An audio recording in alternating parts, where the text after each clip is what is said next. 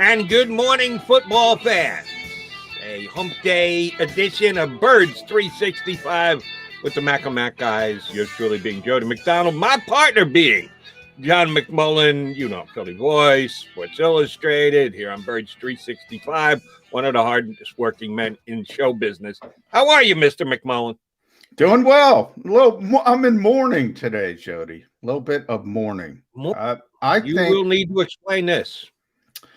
I think we have seen the last of minicamp around the NFL. You know how these things work, Jody. Once something goes away, they're not giving it back. And the Eagles and a number of other teams around the NFL, which we'll get into, have canceled mandatory minicamp. And I'm going to miss it. I'm going to be honest. That's what I'm going to miss. And I think NFL fans are going to miss it as well. You so enjoyed yourself last week at rookie minicamp that you longed for the mandatory minicamp that was upcoming, and now you're all sad because let me, there was a little bit more pep in my step at rookie camp simply because of last year.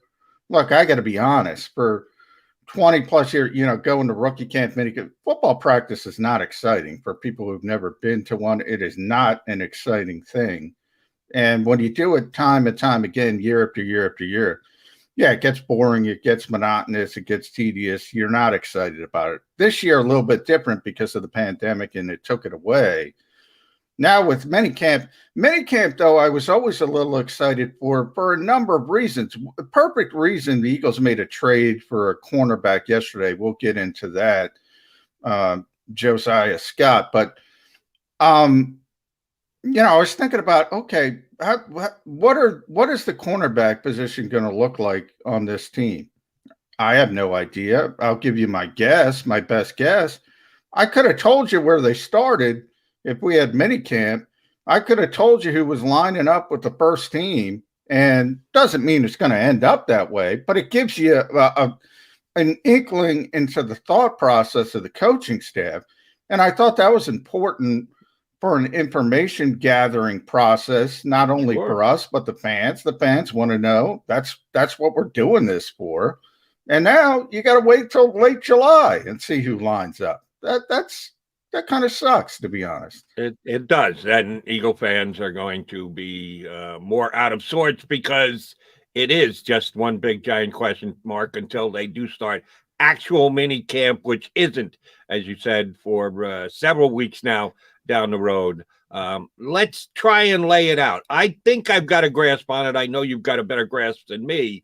What was negotiated out, and that's what it's being described as a negotiation, and I'm guessing that's on point and accurate, that the coaching staff, along with Howie Roseman, the executives, and the leaders and veterans on this team redid, rewrote, re-agreed to what their offseason is going to look like, that the quote-unquote OTAs have all gone away, but as has the mandatory, when everyone is obligated, as per the collective bargaining agreement, to show up, that is also gone by the board, and they've traded all this off for the agreement that the optional training workouts that they're going to have over the next several weeks, which is not mandatory, players can either choose to show up or not show up, will be kept to just conditioning and team training without actual playing and 7-on-7s or 11-on-11s.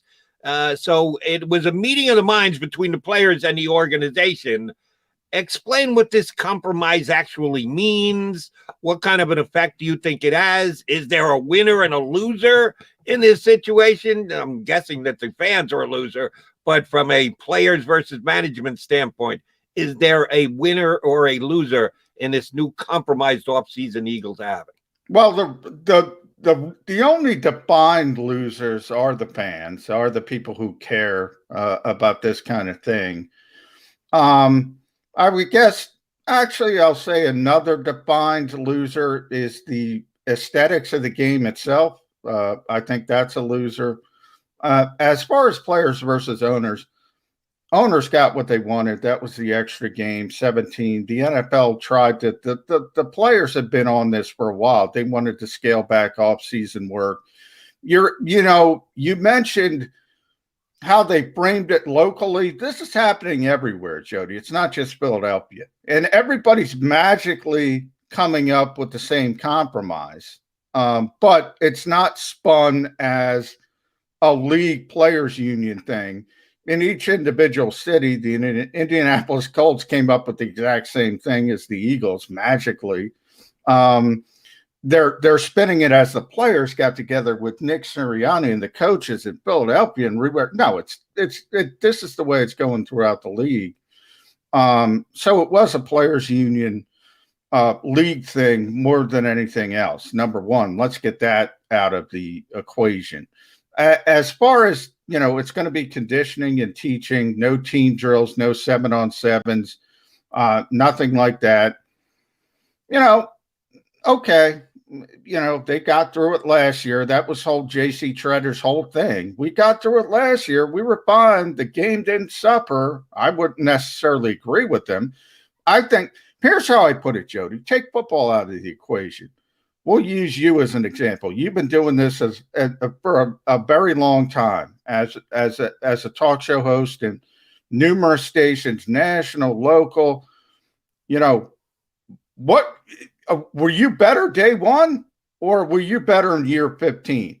I think everybody can identify that repetition makes you better at everything. Everything. It doesn't matter what it is. Practice makes perfect, whatever cliche you want to put out there. So if you're practicing less, you're not as good. Bottom line. That is as simple as I can put it. And that's why I bring up the aesthetic of the game. For a new generation of fans, they don't know. They've been seeing this RPO stuff, and that to them is professional football. And that's fine. The TV ratings are great. That's why the owners don't care. The money keeps rolling in. Nobody cared. But the aesthetics of this game, and you could argue the aesthetics of pro sports as a whole, because I put the NBA and Major League Baseball in this category as well, they're terrible for people that have been around for a while. I mean, I'm not talking about the athletes. The athletes are better. The athletes are more equipped. But the game itself, the fundamentals, the technique, all that stuff just keeps getting worse and worse and worse and worse. And less practice means worse.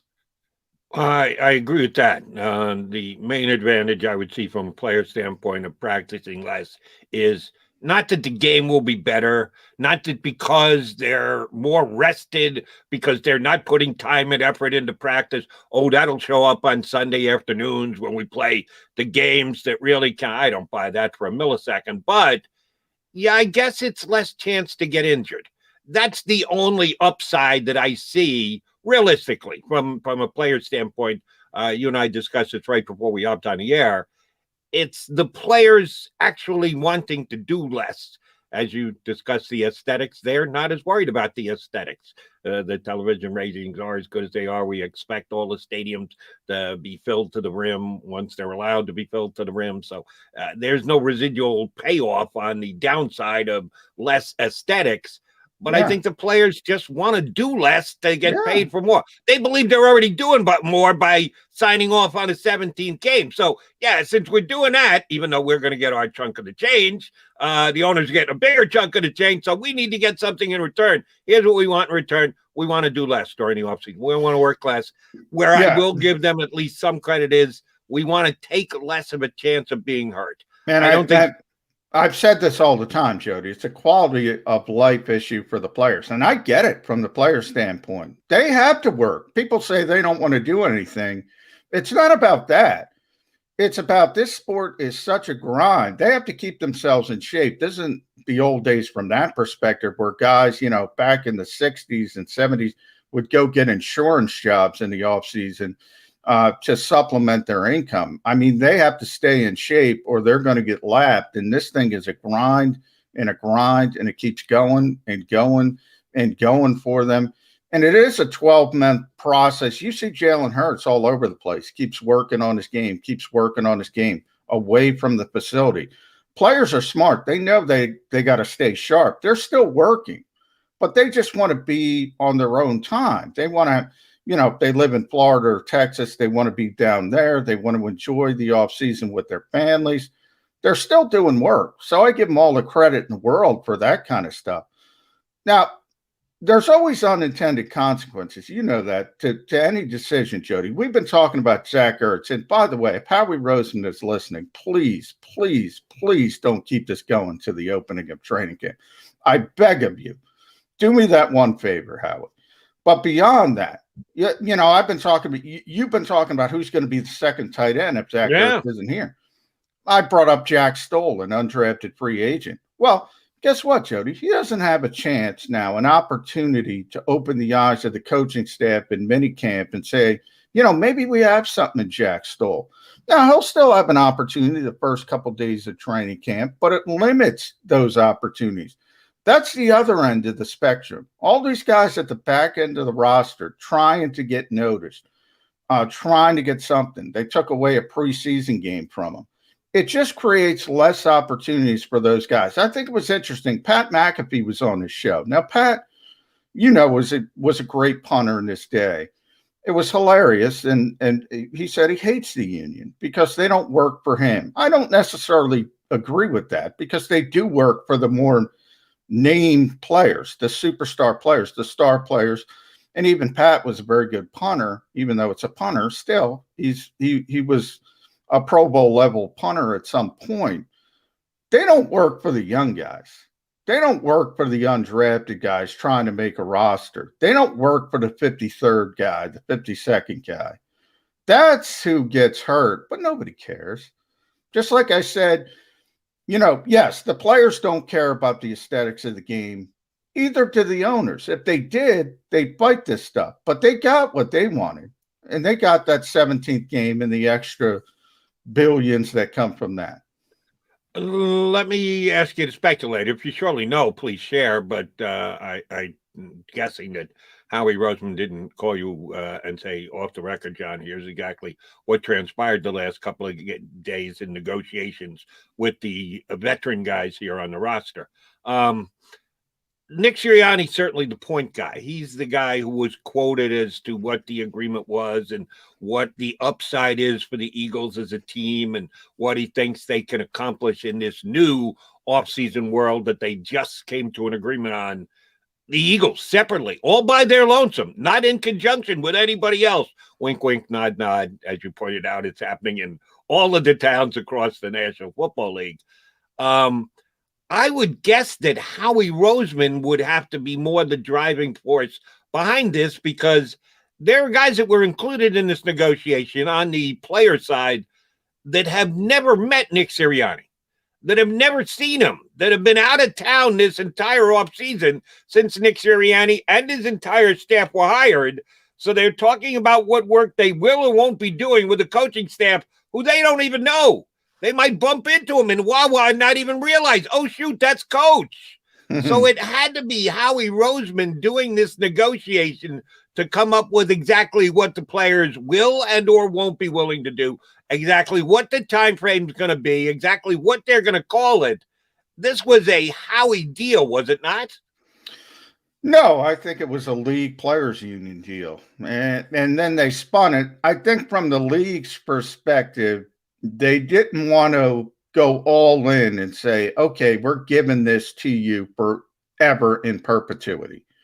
So, in other words, they made it a localized thing to take it off their shoulders and say, we'll revisit this next year because they've been wrangling since the start of the pandemic, the union and the league. They keep, this is a very fluid process. And the minute you put a period on something, it's done. I don't think the league wants to do that yet. Ultimately, I think it's going to happen, but they don't want to do that yet. So to stop that period and put a comma on it, to be continued, they did it in a localized fashion. So that's why you can go to other team websites and see essentially the same story. with the same players, the GM, the coach. We talked to the veteran players. We worked out this. Maybe there's a little bit of a tweak in different cities, and certainly Howie and Nick are involved in the planning.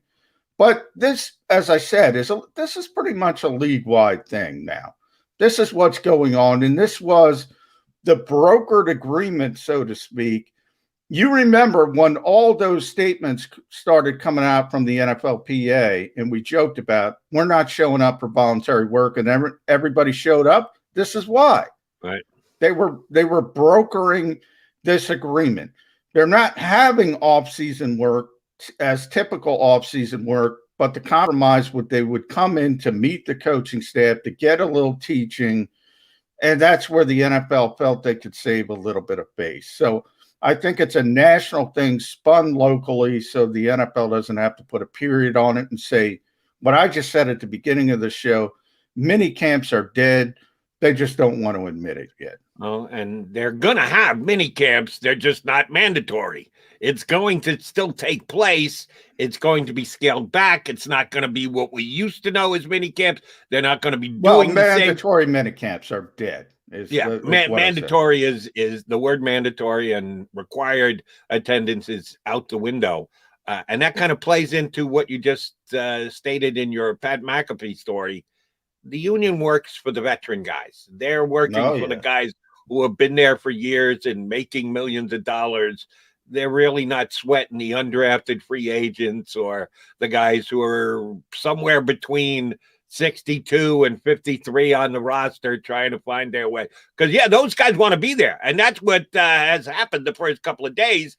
You're getting 60, 70, 80 guys show up. Well, guess who all those guys are? Those are the guys who were just picked in the draft or signed those undrafted free agent contracts or assigned to futures contracts who aren't guaranteed a penny going forward. Yeah, they want to be there. They want to show their wares. They want to try and grab a coach's attention so they might be able to grab a roster spot. This negotiation was about and will continue to be about the star players for the most part, not the guys who are fringe on the roster. It's a microcosm of society, Jody. The little guy gets run over, always. All right, and yes, the Eagles, in addition to all the offseason negotiating that came down yesterday, they did actually make a move. They upgraded their cornerback room. How much? Did they? It's pretty simple. Do you believe that the cornerback they gave up in the deal is better than the cornerback they received? Did they add a 6th-round draft pick to a trade yesterday to actually acquire a lesser cornerback? I'll give Howie Roseman, and I don't know anything about either of these two players, but I'll give Howie Roseman that much credit. I don't think he traded. And by the way, Jody, real quick, before we go to the break, because we got Martin Frank coming up, but, think about, put this in your chaw and chew on it a little bit. Howie Roseman just traded a 2023 pick. He's going to be around for a while. He's got a leash. So these people hoping it's going to go bad. Yeah, Howie's entrenched. Don't worry about Howie. Yeah, he is pretty entrenched. He's trading future draft picks 2 years down the road. Not even next year. 2 years down the road, but Josiah Scott is the answer at cornerback for the Eagles. Well, I'll get Johnny Mac's take on that, and also that of Martin Frank, who's going to join us coming up next. We are your Birds 365 duo, the Mac and Mac guys, Jody McDonald and John McMullen. Martin Frank next here on Birds 365. If you missed any of today's show on the JAKIB Media channel, listen to the podcast on your way home. Available on YouTube, Apple, and Spotify. The savoring taste of a good bag of beef jerky is so enjoyable at any time of the day, as long as you can find it. Here's what we suggest. Pure Bull Beef Jerky is our answer, and soon it will be yours. Locally produced in the Philadelphia region, this high-quality, healthy protein snack is easy to secure. Go to steersnacks.com, and you'll see hot garlic, tropical heat, Pure Bull dry rub, and our favorite, Huck and Fod. What's that? Huck and Fod. Go now to steersnacks.com. Welcome to the Wildwoods, the perfect place where you can safely do everything or nothing at all. Catch a wave, take a nap, go for a drive, grab a bite. It's your vacation, and we're doing everything we can to make it a safe one. The Wildwoods. Your vacation, your way.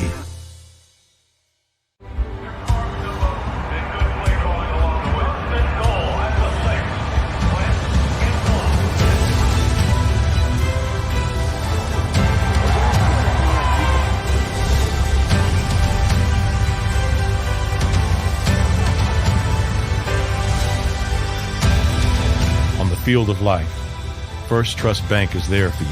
Champions on three. 1, 2, 3. Because Philadelphia dreams deserve a Philadelphia bank.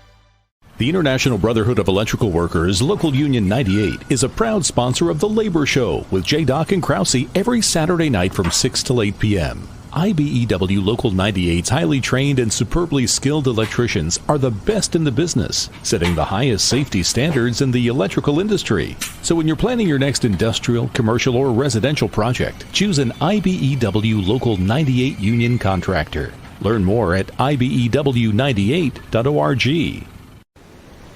In the Wildwoods, our free beaches are spacious and welcoming with plenty of room to spread out. Your seat will be waiting for you when you're ready to visit. The Wildwoods, creating cherished family memories for generations. C-A-T-L-E-S-E-O! Jody Mack, the legendary sports talker, joins forces with NFL insider John McMullen. Start your morning with Johnny Mack and Jody Mack across the JAKIB Media Network.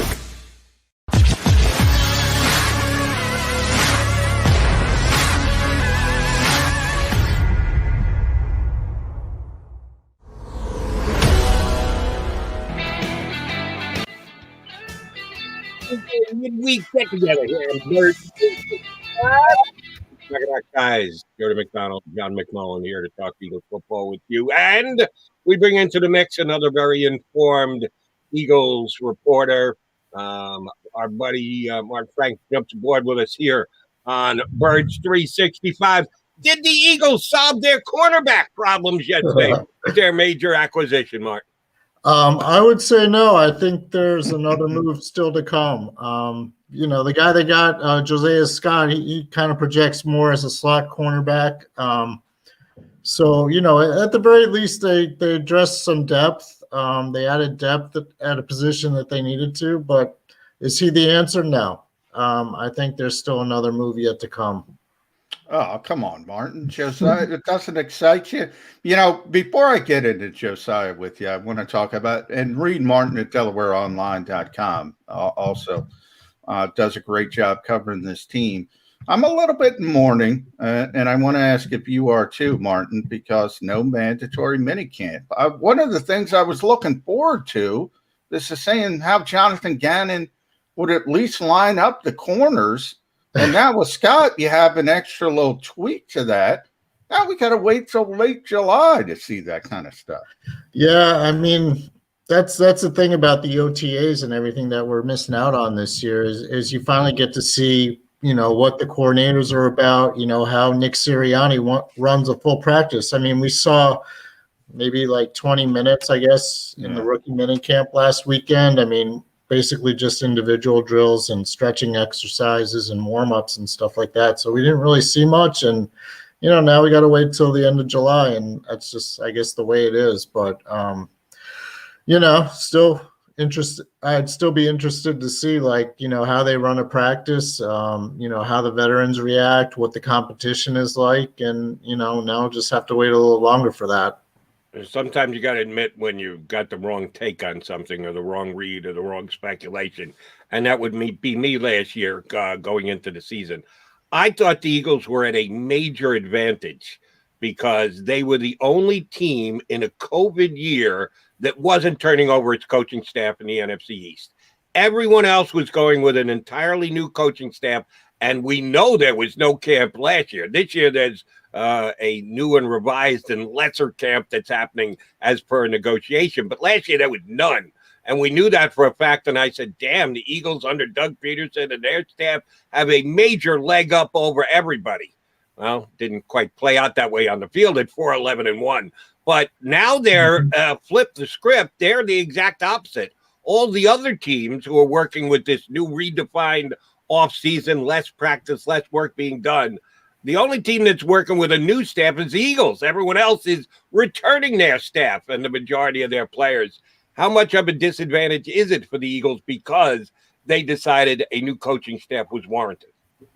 Well, I mean, I totally agree with you. I think last year they were, I thought for sure like they'd have a huge advantage because of that, familiarity with Doug Peterson and everything. And then, so maybe like that whole thing is overrated. I mean, the fact that Nick Sirianni at least is getting the veterans in for like this week and then the next 2 weeks is something, more than what the new coaches in the NFC East had last year. So, maybe it's not such a big disadvantage going into this year. I mean, you'll still have a full training camp.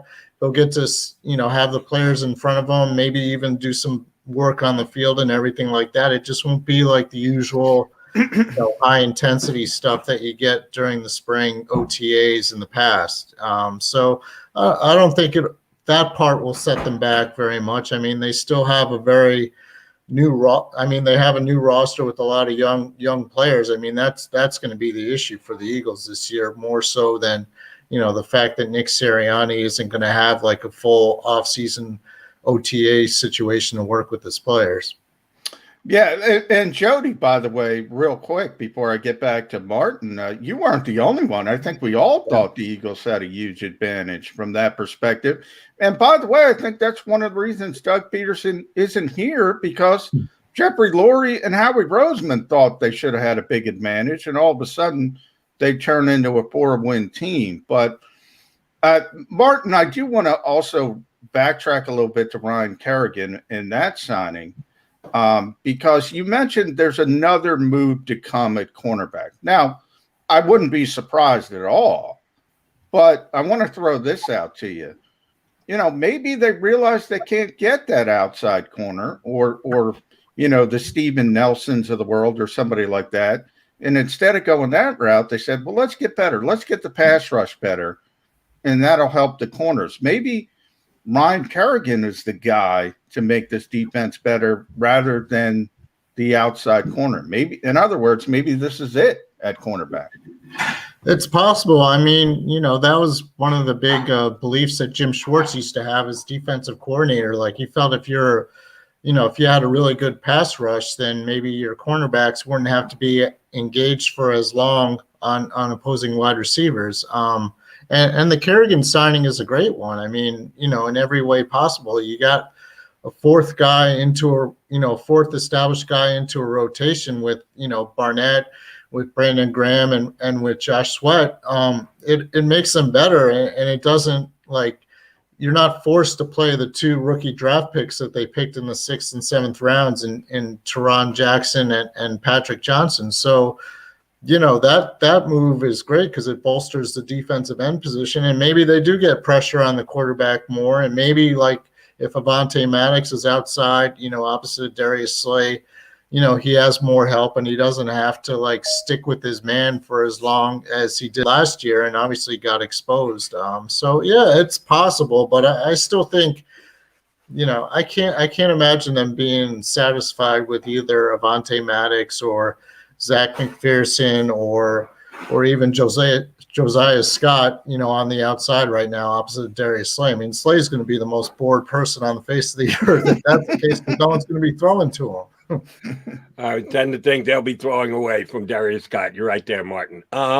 Sticking with the Kerrigan signing, what do we read into this as far as Derek Barnett goes?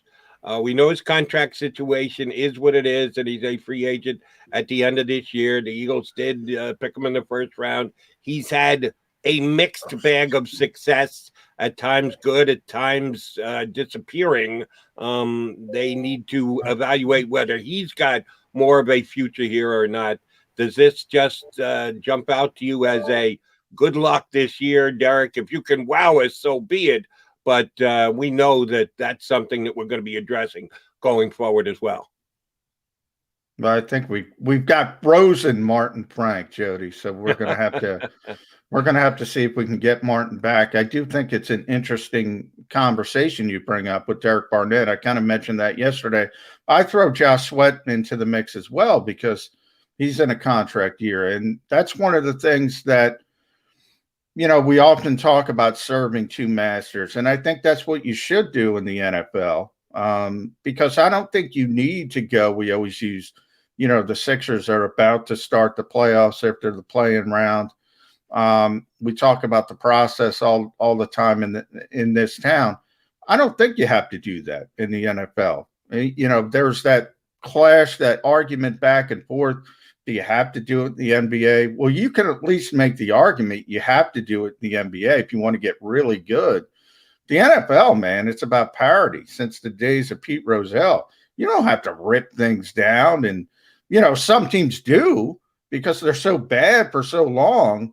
They constantly have top 5 picks. The Lions for all those years are constantly in the top 10. And, now you see with the Bengals and Burrow and Chase, and you get all these good players on paper, but those teams are generally making bad decisions to be at that position.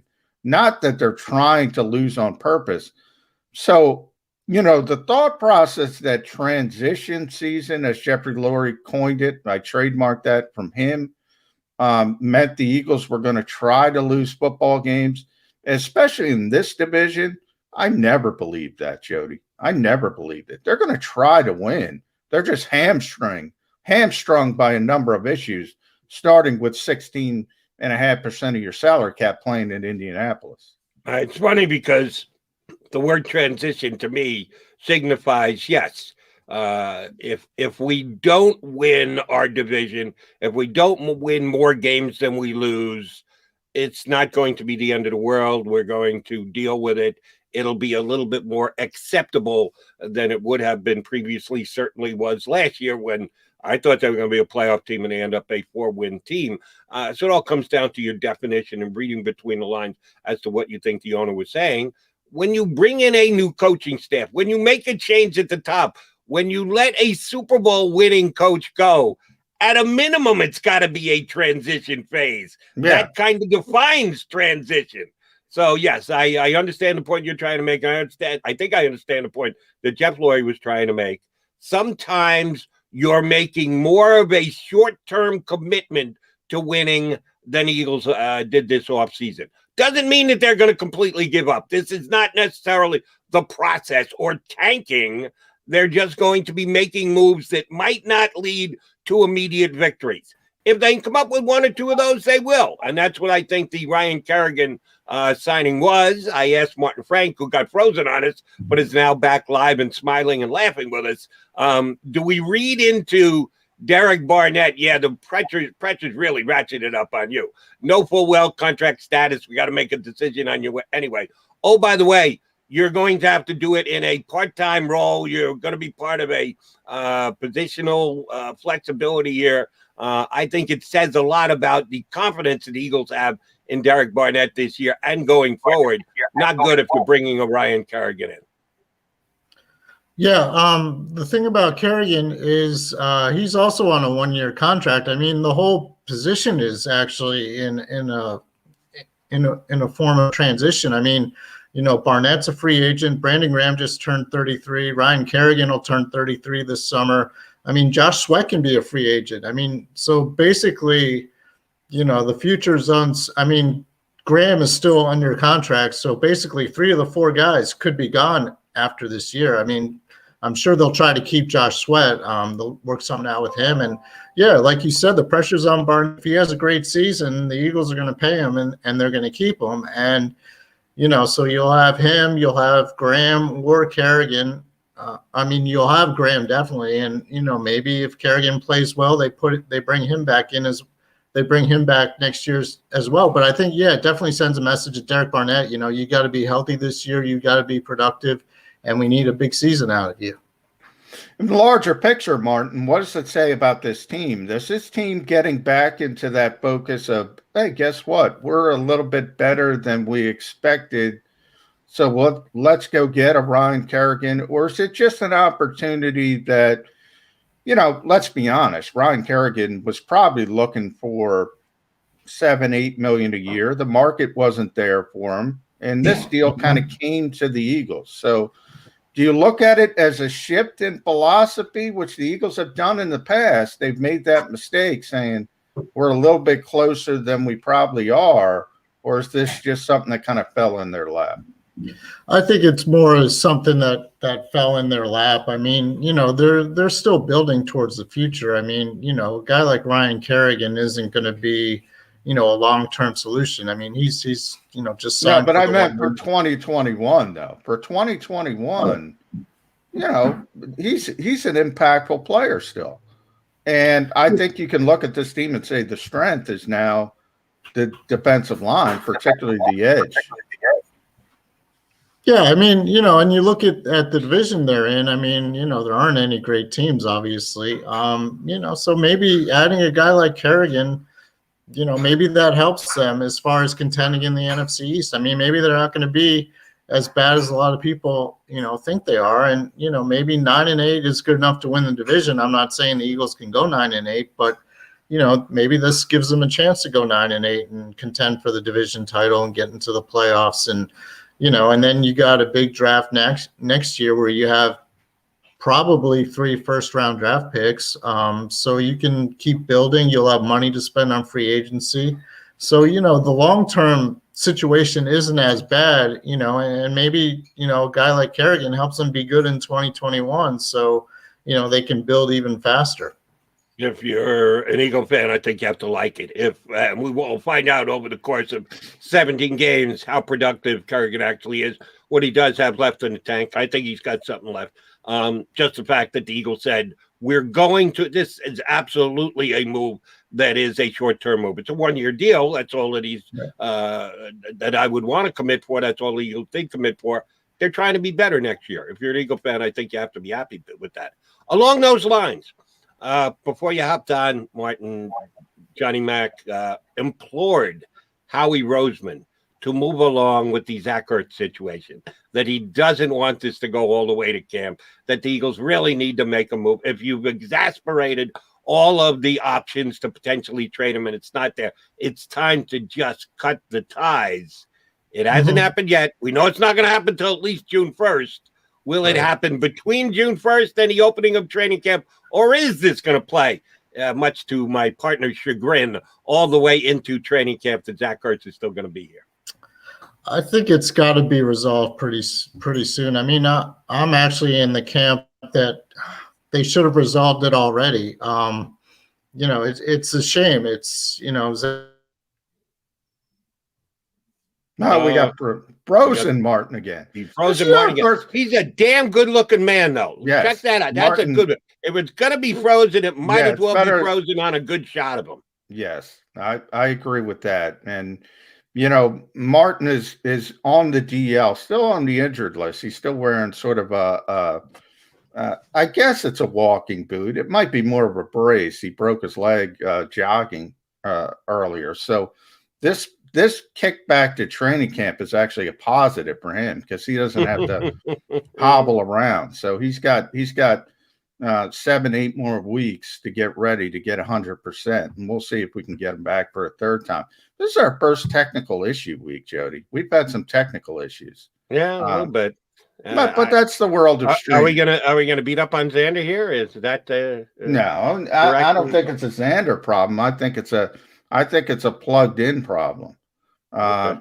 But Martin just texted me. He don't know what it happened again. He doesn't know what the hell is going on. So it's wireless. I know what's going on. If you have wireless and you're not plugged in, you're going to have some issues at some point. And there are certain companies that are better than other companies. I'll just leave it at that. Right. And we don't know which company Martin's dealing with. So we're not throwing anybody under the bus. Yes. We're just throwing technology in general under the bus. Unlike John, who threw Howie Roseman under the bus earlier during the show, saying, hey, come on, you got to make a decision on this Zach Ertz thing. Well, John, with yesterday's agreement to not have any mandatory camp whatsoever, I think that actually just gives Howie Roseman that much more of a leash to let this thing drag on, drag out, continue on. We'll make a decision at some point. We're going to do what's best for the organization. Yeah, well, they should. I mean, they should. One thing I wanted to ask Martin was about Howie Roseman, because I made that little quip about sending a 2023 pick to Jacksonville, which tells you what he thinks of his job status. Not that it matters, obviously, if there were a new GM. He's just, but you can tell he operates like he knows he's going to be around for a while. And that's one of those things with Zach Ertz. You do have to do what's best for the team. And he's used that terminology to me personally, playing the bad cop. Look, Zach Ertz is an all-time great in this organization. He doesn't want to be here. In a best case scenario, you want to do your best to do right by him. But at the end of the day, Howie Roseman's job is to do what's best for the Philadelphia Eagles. So if it has to go to training camp, it's got to go to training camp. But, personally, he's not going to be here. Just cop to it. And, Martin said there's going to be another move at cornerback. And again, I could see that happening. I'm not saying it's not going to happen. But for it to happen, they need the space of Zach Ertz's contract, or they got to start renegotiating with other players. Right. They need some salary cap space to make that happen. And the most logical place would be Zach Ertz, which as of June 1st, they'll be saving money. So let me play the hypothetical game with you here, J-Mac. Assuming they can't make a trade, maybe Howie Roseman's got an ace up his sleeve. Maybe they get lucky in these practice-only type workouts, conditioning, not actual scrimmage type workouts that are going on across the league as mandated and agreed to by all the teams in a negotiation with the Players Association, not as individually based as we're made to think. Let's say a big tight end gets hurt, and there is a team that says, oh, my God, we were counting so much on our pass-catching tight end. We now don't have him. Our backup isn't nearly as good. The Eagles are willing to give this guy away for next to nothing as far as a draft pick goes, and we can fit him under the cap. None of that works out. That's what Howie's waiting on. That's what he's banking on. It's not going to happen. If he is released post June 1st, what kind of a market is there going to be on the free agent grab bag for a guy like Ertz? I'll put this to both Johnny Mac and to Martin, who rejoins us. Hopefully his Wi-Fi hangs up with us for another 10 minutes. How much interest is there going to be across the league, Zach Ertz? Forget about the trade thing, but as he becomes a free agent, is he signing a veteran minimum contract with all incentives? Can he actually get a multi-year deal that they'll be able to spread out a little bit? How do you think the NFL looks at Zach Ertz if he becomes a free agent? Martin, I ask you first. All right. Yeah, I'll say probably 1 year prove it type of deal. He shows that he's healthy, that he can, that he can get back to kind of like the form he had before this past season. And then, from there, maybe he gets a better deal in the offseason, like a long-term deal. I think he still has a lot left in the tank. And I think at this point, he wants to show somebody, any team, that he can still play. I mean, I kind of criticize the Eagles for the way they've treated Zach Ertz. I mean, the guy's this, second leading receiver in team history. He's been a great player ever since they drafted him in 2013. I mean, they should have just, released him like back in late February, early March. I mean, he deserved better, than to be strung along like this. I mean, he's got no free agent market now. I mean, if they would have released him back then, obviously they're losing a great player, but I mean, they tried to trade him, they've been trying to trade him for months. I mean, they were never going to get like a second or a third round draft pick. And at what point does it become worthwhile to string Zach Ertz along for maybe like a fifth or a sixth conditional fifth or sixth round pick in 2022? I mean, it's kind of a shame. I mean, a guy like Zach Ertz deserves better than that. And it's too bad, but he'll get a 1 year prove it type of deal. And knowing Zach Ertz and the way he works and the talent that he has, I mean, he'll turn that into a decent long-term deal after this coming year, I think. Yeah, and Martin, I go all the way back to the playoff game against Seattle, and he was out there with a lacerated kidney and a broken rib. and he should have been playing. He's more hurt than you at that point. And he played, and the Eagles, I think that's where this all started. He was like, look what I did for this organization. Yeah. And how did you respond? And I think that's where the disconnect began. But I also agree with you in the fact that teams have already budgeted. I mean, they've spent the vast majority of their money, so they don't have room for a big money deal. So, yeah, the Eagles kind of did Zach Ertz dirty. But I will also say, when you were off, Martin, Howie Roseman, I was the one who asked him that question about Zach a couple press conferences ago, and he did the whole money ball. Sometimes you got to play the bad cop thing. Mm-hmm. He's right in that instance. He's got to do what's best for the Philadelphia Eagles. Yeah, you do. I mean, but look at the Texans with J.J. Watt. I mean, he's a great player, for their team and stuff, and he knew that the Texans he knew the Texans were rebuilding. He also knew that they weren't interested in paying him what he wanted, and they released him. I mean, sure, they could have done the same thing that the Eagles did with Ertz and maybe hold out, maybe get a fifth round draft pick for him and stuff like that. But J.J. Watt got his release. He was able to pick his next team, and I think he got a 2-year deal worth maybe $15 million each year. I mean, I'm not saying Zach Ertz was going to get $15 million a year if he was a free agent back in late February and stuff. But I mean, you look at the 2 tight ends the Patriots signed. I mean, they totally paid for those guys, and maybe Ertz would have gotten a deal for 10-11 million for 2 years. I mean, now he'll be lucky if he gets I don't know, probably Ryan Kerrigan type of deal, 1 year, $5 million, see what you got left and then go from there. So, yeah, I mean, you got to look out for your franchise and everything, but at some point you got to say, all right, we're going into this draft with 11 picks. Do we really need 12? Do we really need another 5th or 6th round pick? It seems kind of strange that, they would treat them the way they did. That's all.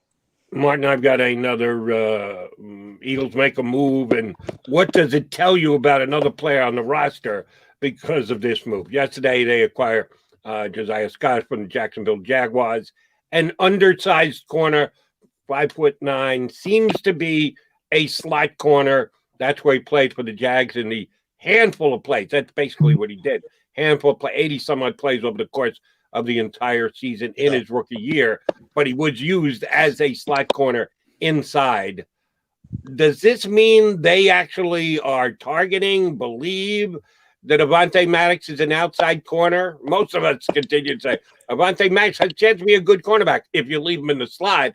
Outside, he was beaten pretty often last year, and most of us suggested he'd be moved almost permanently into the slot this year. Well, maybe not with this move yesterday. Is this still the Eagles saying we have, even though there's a brand new coaching staff now that they've seen the tape on all of last year's games and the last couple of years, as a matter of fact, Avonte Maddox still a legitimate choice to play outside for the Birds this year? Am I overstating the case that Avonte Maddox is going to be outside for Philly this season? Maybe.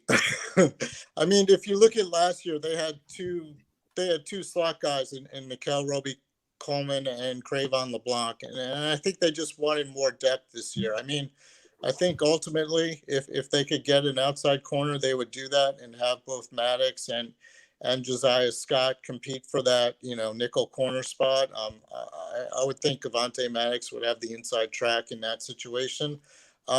So, yeah, I mean, I guess if it came down to the fact that they weren't able to find anybody to play on the outside, that Avonte Maddox would go back out there. I mean, right now he would seem to be the leader in the clubhouse. I mean, maybe Zach McPherson, is able to win the job eventually, but he's, a 4th round pick, a rookie coming in and stuff like that. So he's kind of behind the 8 ball a little bit.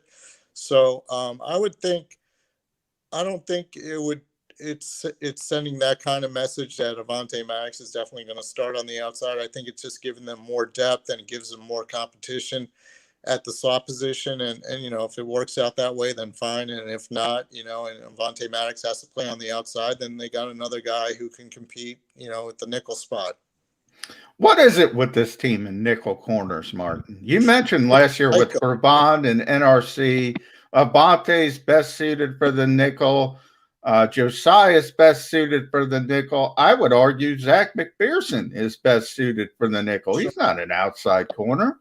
Why not get me an outside corner? It's Mike Jaquette. That's it. You got to spend for that.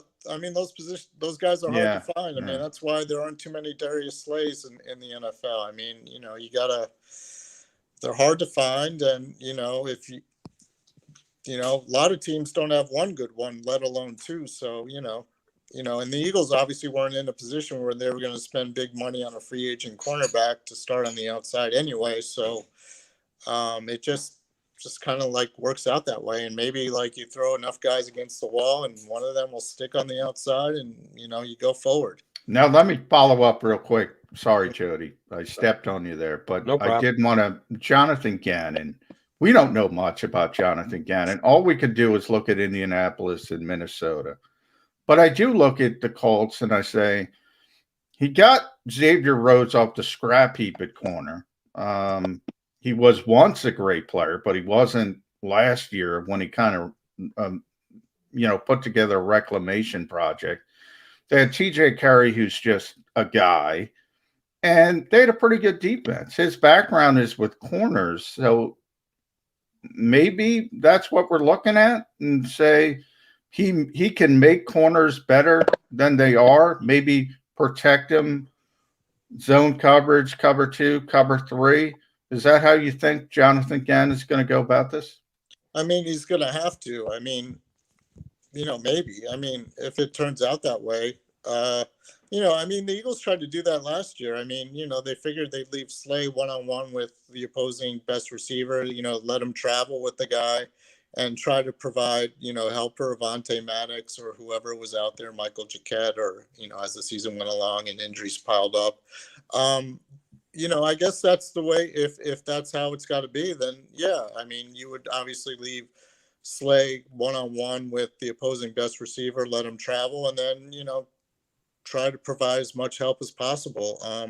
But the safety position is kind of interesting as well with the Eagles, because that seems to be kind of in flux as well, with Rodney McLeod still, recovering from his ACL. You got, he says he's going to be ready for week 1, but we'll see. You got Anthony Harris. I mean, that's a good signing. And those are the guys who are going to have to help out on the outside if it's Avonte Maddox or somebody of that ilk. Understood. And John took us to the new coaches and new defensive coordinators, old stomping grounds. I want to go there too, Indianapolis. As you can well guess, Martin, almost on a day in, day out basis, we're talking about Jalen Hurts and the quarterback position here in Philadelphia. I don't know if we've asked you about the quarterback position in Indianapolis, which we know is going to be manned by one Carson Wentz. The coach of the Colts has been kind of outspoken this year, this week, about Carson Wentz and the fact that he's got a lot of confidence that Carson doesn't need to be fixed this year, that he's going to be a fit out there in Indianapolis. Give us your speculatory read as to how Carson Wentz is going to bounce back with a new team in a quasi-old offense that he knows from having worked with Frank Reich. Is Carson Wentz going to make the Eagles regret that they dealt him this year, or is it going to be a kind of, yeah, at least we got that right? I think it'll be more like, I don't want to say they're going to regret trading him, because, they might end up with a first-round pick next year for him and stuff. But, I mean, Carson Wentz is in a better situation than he would have been had he stayed with the Eagles. I mean, he's got a good offensive line around him. They just went out and signed Eric Fisher. He's got good receivers. I mean, T.Y. Hilton's obviously one of the better receivers in the NFL. I mean, the Eagles is kind of in flux. So I would think that Carson Wentz would have a good year. And if he doesn't, then it's totally on him. And, we know for sure that, the season he had last year is indicative of the kind of guy or the kind of quarterback that he is. But I would think that Carson Wentz would have a decent year. I mean, I don't think the Eagles will regret trading him, but I think, it works out for both teams if he plays well, and then the Eagles end up getting that first-round pick. And then, I mean, he's in the AFC. I mean, the Eagles don't have to deal with him unless for some reason they. Yeah, that would be fun if they had to deal with him, but I don't think that's going to happen. Last one from me, Martin. Thanks for powering through, Sure. by the way. And Reed Martin at DelawareOnline.com is great Eagles coverage. I don't know if you heard me, but I brought up Howie Roseman. You know Howie, how popular he is in this town. He's got to get the darkest tint at the car dealership. He's got every time the Eagles do sort of an autism story on their website that's completely altruistic, the first 5 comments are fire Howie. They say fire Howie at Billy's games. This guy's trading 2023 draft picks, Martin. He seems to think he's going to be around for a while. Am I reading that wrong? You're not reading that wrong. I mean, I think Jeffrey Lurie made that clear, like back in January after he fired Doug Peterson, when, he said Peterson was looking more short-term as opposed to like midterm and long-term. I mean, you can see that in the draft they just had. They did not draft a cornerback in the second or third round. I mean, they went in the second round with a guy coming off a torn ACL. They went in the third round with, a guy on defense, a defensive tackle who's, probably going to be a rotation guy. I mean, they could have drafted a cornerback in either round, but I think the Eagles looked at that draft like, a 2-year process. Like, we're not going to be good. We're not going to solve all our problems in 2021. We can address that either in the 2021 draft or the 2022 draft. I mean, you look at next year, they got 4 picks in the first or second round. So obviously Howie's going to be the guy drafting next year as well. And, and then Jeffrey's probably going to give him at least a year or two to see these guys develop before making any other decision on whether to fire Howie. So that wouldn't be till 2023 at the earliest. Probably 2024 if they're drafting a quarterback next year. So, it's obviously Howie Roseman is safe for a couple of years, and trading that 2023 draft pick does not hurt him in the slightest. I mean, he's still going to be running the show for the next couple of years at least. Right, Martin. Like it or not. Martin, last one from me. Any truth to the rumor that you actually offered your walking boot to Devonta Smith when you were at Eagles rookie camp to just maybe cover up those rather skinny legs he has? Is that true? Any truth to that rumor? No truth at all. In fact, I got a clean bill of health from my surgeon yesterday. There we go. Start running again. So, I don't have the boot anymore. I don't have an ankle brace. My leg is fully healed, and I'll be ready for camp just like Devonta Smith. Don't you put in too much work. We know the Eagles are negotiating less work on a day-in, day-out basis. You need to follow those same exact standards, my friend. Do not overwork before the season gets underway. Can do. Martin, thanks for coming on with us. That's Martin Frank from DelawareOnline.com. Always gives us good Eagle insight when he hops on with us here on Birds 365. All right, we got an hour in the books, which means we got an hour left to play.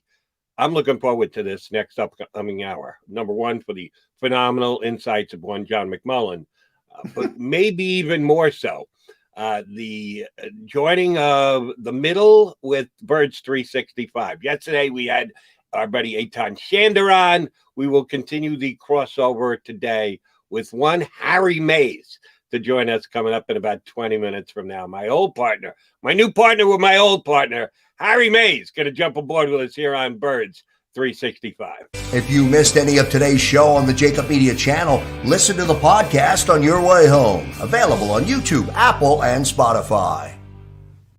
The savoring taste of a good bag of beef jerky is so enjoyable at any time of the day, as long as you can find it. Here's what we suggest. Pure Bull Beef Jerky is our answer, and soon it will be yours. Locally produced in the Philadelphia region, this high-quality, healthy protein snack is easy to secure. Go to steersnacks.com, and you'll see hot garlic, tropical heat, Pure Bull dry rub, and our favorite, Huck and Fod.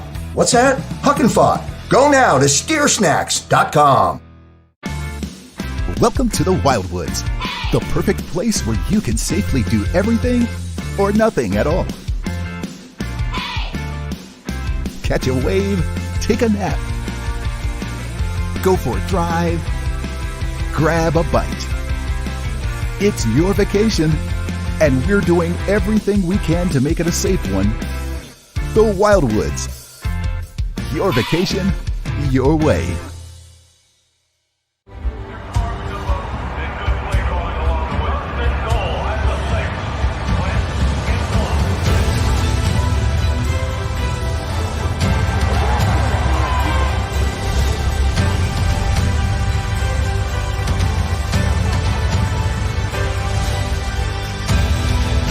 Field of life, First Trust Bank is there for you. Champions on 3. 1, 2, 3. Because Philadelphia dreams deserve a Philadelphia bank.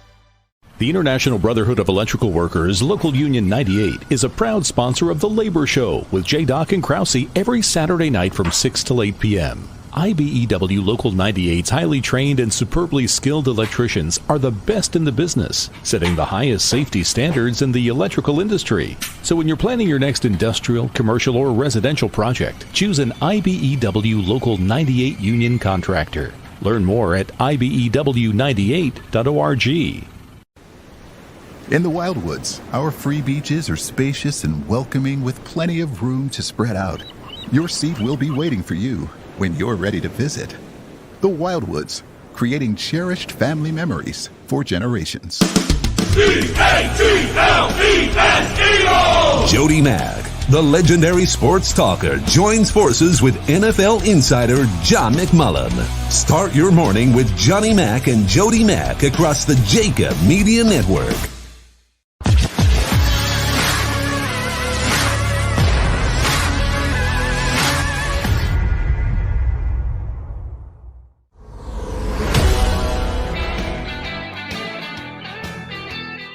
Hour number 2 on this edition of Birds 365. John McMullen and Jody McDonald ready to hang with you guys for another hour here, making the most of our Eagle conversation time today. Harry Mays, who's going to join us coming up shortly. You know him from the middle here on the JAKIB Media YouTube channel. Looking forward to talking to H. And apparently, according to our stream, John, and for those of you who don't know or just watching us on YouTube, don't participate in the stream. You can always type your comments in during the show while the show is on here. And we appreciate all our streamers, most of it good-natured, some of us poignant, some of it just flat out nasty, but I digress. Harry Mays is scheduled to join us, and Harry apparently a big fan on the stream. Looking forward to chatting up Harry. I want to ask you about a comment that we did get on the stream earlier this hour, John, about the Eagles getting someone from another NFC East team. Ryan Kerrigan was signed day before yesterday. I think it's a very good signing. I think it signifies that the Eagles are trying to be a better team in 2021. I think he's got something left in the tank. 1 year, $3.5 million contract. I think it's good value as well. I'm a fan of the signing. But one of our streaming guys, Mobbin to Mars, pointed out track record of NFC East players coming to the Eagles ain't great. Agree with that? Is there something to that? Or I'm just kind of tipping my hand here. I think it's completely and totally irrelevant where a player came prior to being here in Philadelphia. Is the guy a player or not a player? Can he help the Eagles or can he help the Eagles? The fact that those who came from teams within the division previously, I think has nothing to do with anything. But I think if you go to it player by player by player, I think he's actually got a leg to stand on with his comment. I just think it's more coincidence than anything else.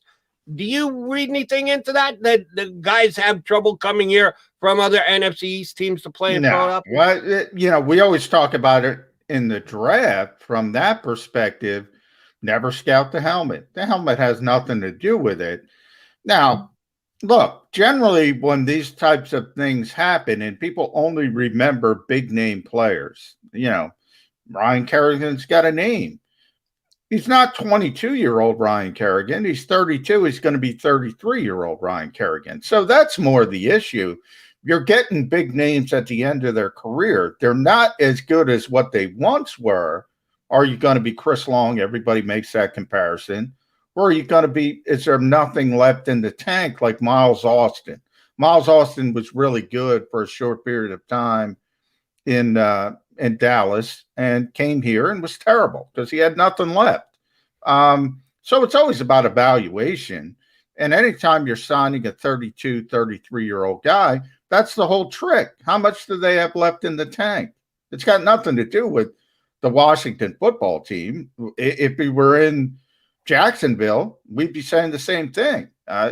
We wouldn't have beat up on the Eagles for a decade, twice a year, but it's the same philosophy. Does he have anything left in the tank? Right.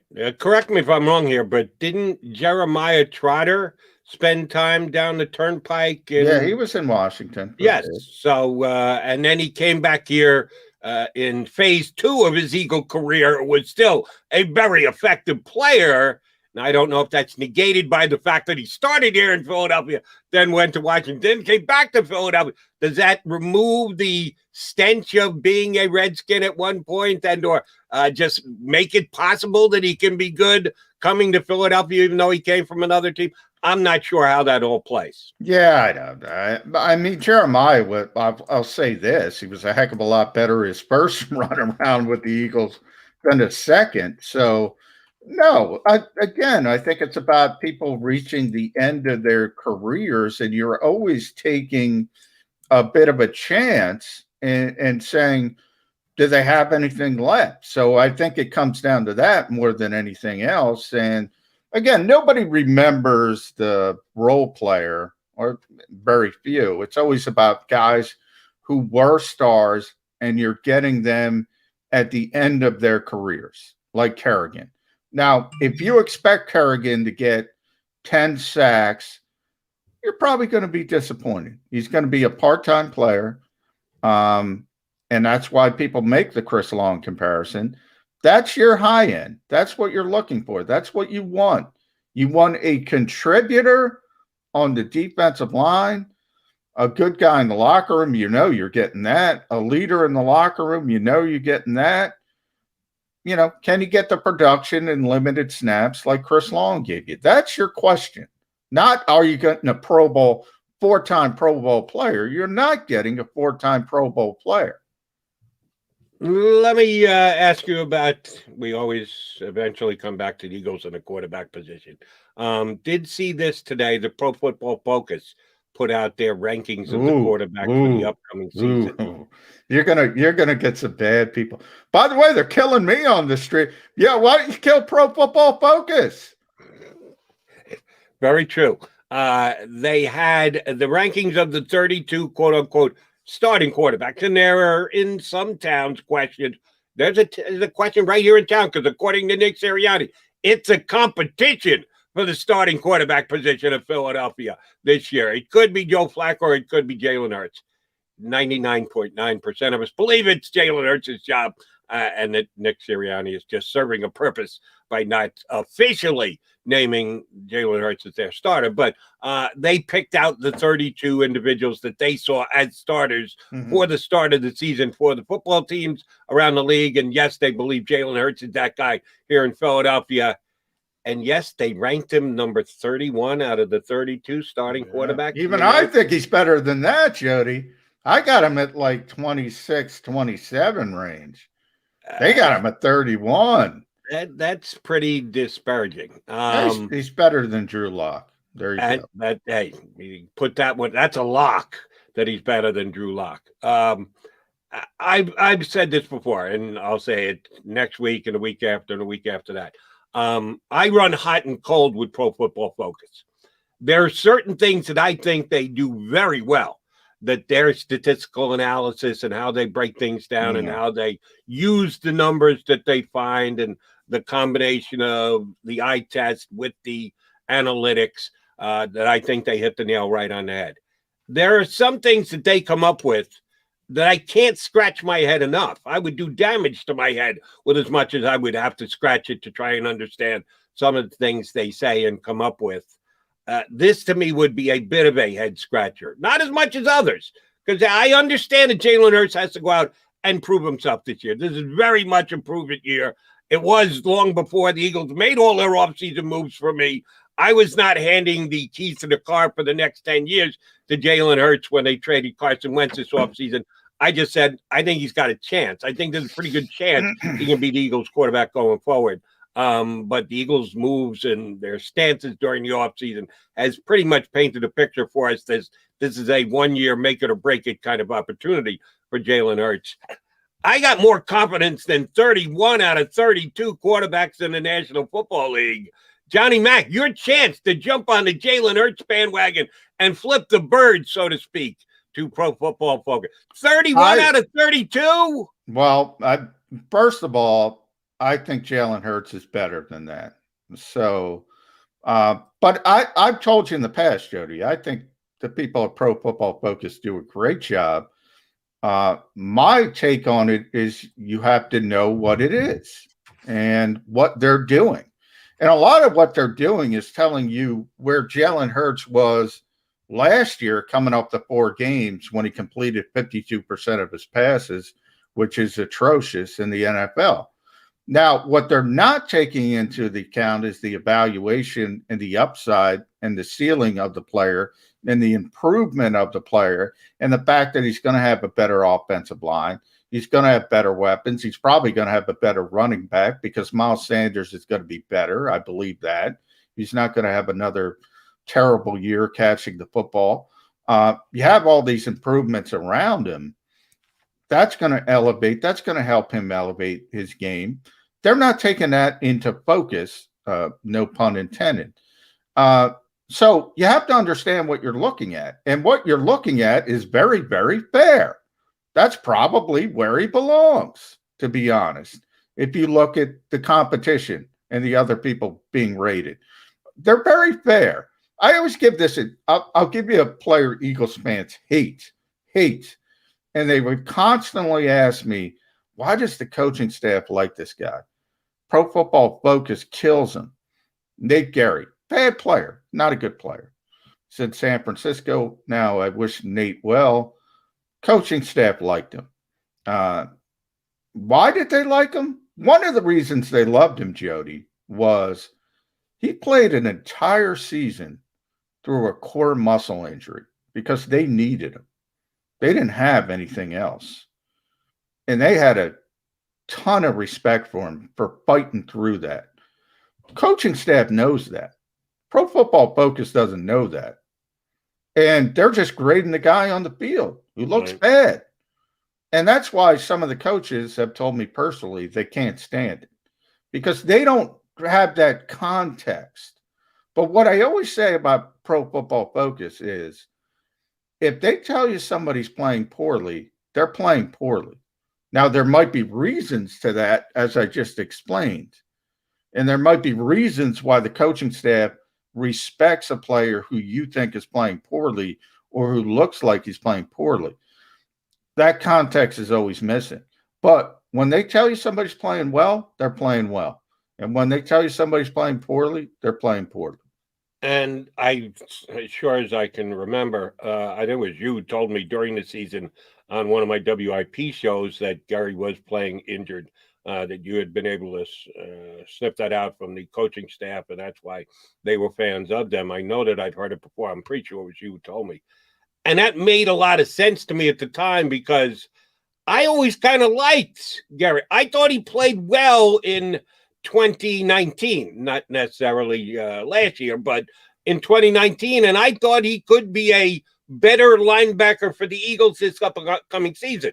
Now, I saw the same thing that Pro Football Focus saw. He didn't make plays. He got burnt. He was out of position. He just didn't live up to the expectations I had for him, and apparently the same expectations the coaching staff had for him because, yes, they played him a lot, left him out there a lot to continue to not make plays, and it confounded a lot of Eagle fans. So that didn't surprise me when you told me that. I didn't understand why the significant drop-off in his play, well, it might have been explained by the fact that he was playing hurt, and the injury was was stopping him from being capable of making the kind of plays he made in 2019. And because of that, yes, I don't want to root for the 49ers, but I'll kind of root for him next year if he was a good guy and a tough guy, and he did make that kind of an effort. But the Eagles rightfully moved on because there was some bad water under the bridge. Here's my issue with Pro Football Focus and ranking Jalen Hurts at number 19. 31. What did I say? 19 out of 20? Yeah. 31 out of 32. My bad. 19 would be fine. How much of that do they factor in the ability of a quarterback to run? Because they factor that in. Okay. Because I think he was damn good at it. I think he's one of the best in the National Football League last year. I get it. The completion percentage wasn't good enough. That he did throw a high enough percentage of picks to have concerns going into next year. The fumbling issue, which was we used to get on Carson Wentz a lot for that. That Carson Wentz would get in and cough up the football, and you can't afford to do that. I know Jalen got a little bit of a pass for that last year because he was a rookie going in, because he was making big plays in the running game. They kind of cut him some slack in the fact that he fumbled. To his own credit, a bunch of those fumbles he recovered. I don't know about you, but I don't get bent out of shape when a quarterback fumbles if he recovers it himself. Yes, it usually and it signifies the end of a play, and it's not going to be he's going to pick it up and then throw it downfield and make a big play. But Jalen did recover a whole bunch of his fumbles, but he did put it on the ground a little bit too much.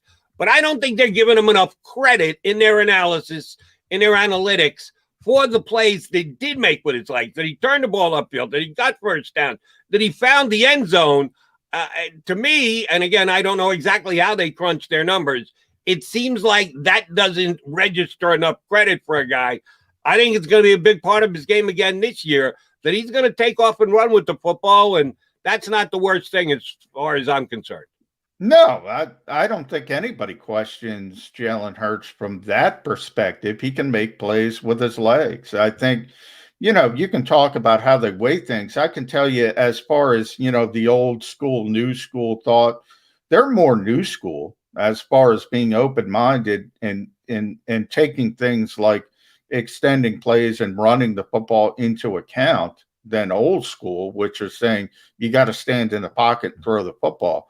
But I will say, Jody, you say 52% is not good enough. That's obvious. 52% in the modern NFL is horrible. 62% is not good enough. 62%.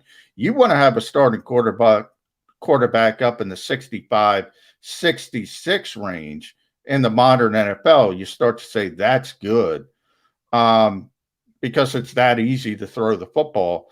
And, there's a lot more shorter throws.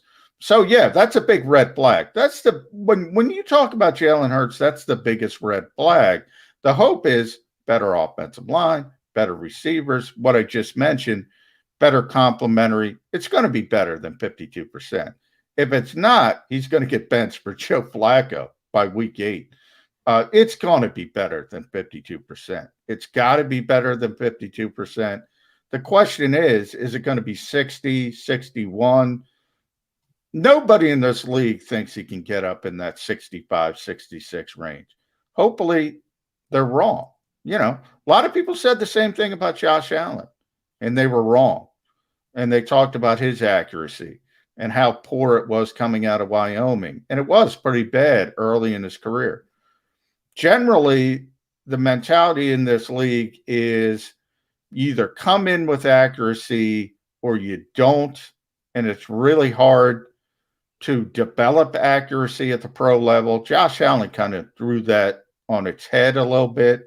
So maybe that's shifting. Maybe Jalen Hurts can overcome that lack of accuracy. To help make John's point, let me just run these numbers down quickly, and then our buddy Harry Mays is going to jump aboard. Last year's NFL percentage completion leaders in the National Football League: Aaron Rodgers, 70%. Drew Brees, 70%. Deshaun Watson, 70%. Josh Allen, 69%. Teddy Bridgewater, 69%. Russell Wilson, 68%. Ryan Fitzpatrick, 68%. Phillip Rivers, 68%.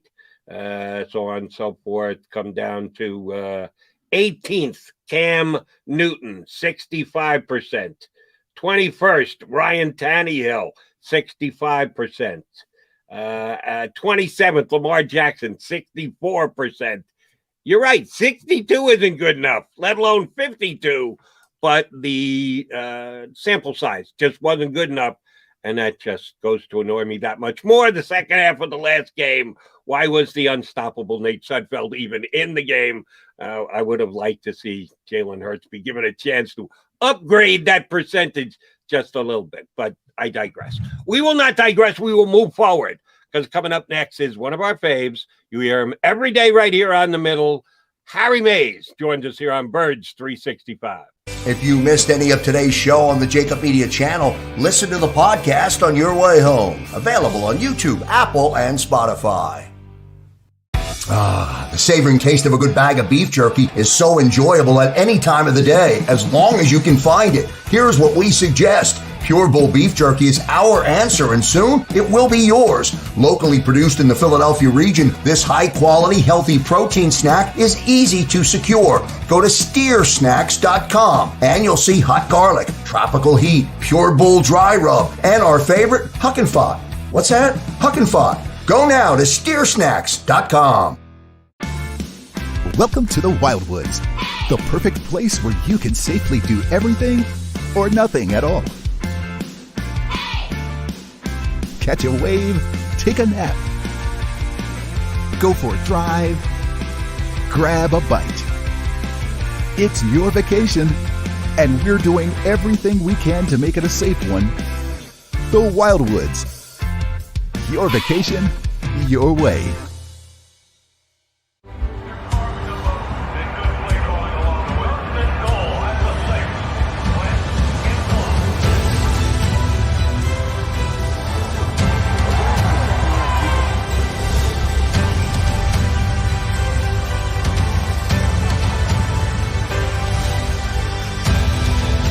Field of life, First Trust Bank is there for you. Champions on 3. 1, 2, 3. Because Philadelphia dreams deserve a Philadelphia bank. The International Brotherhood of Electrical Workers, Local Union 98, is a proud sponsor of The Labor Show with J. and Krause every Saturday night from 6 till 8 p.m. IBEW Local 98's highly trained and superbly skilled electricians are the best in the business, setting the highest safety standards in the electrical industry. So when you're planning your next industrial, commercial, or residential project, choose an IBEW Local 98 union contractor. Learn more at ibew98.org. In the Wildwoods, our free beaches are spacious and welcoming with plenty of room to spread out. Your seat will be waiting for you when you're ready to visit. The Wildwoods, creating cherished family memories for generations. D-A-T-L-E-S-E-O! Jody Mack, the legendary sports talker, joins forces with NFL insider John McMullen. Start your morning with Johnny Mack and Jody Mack across the JAKIB Media Network.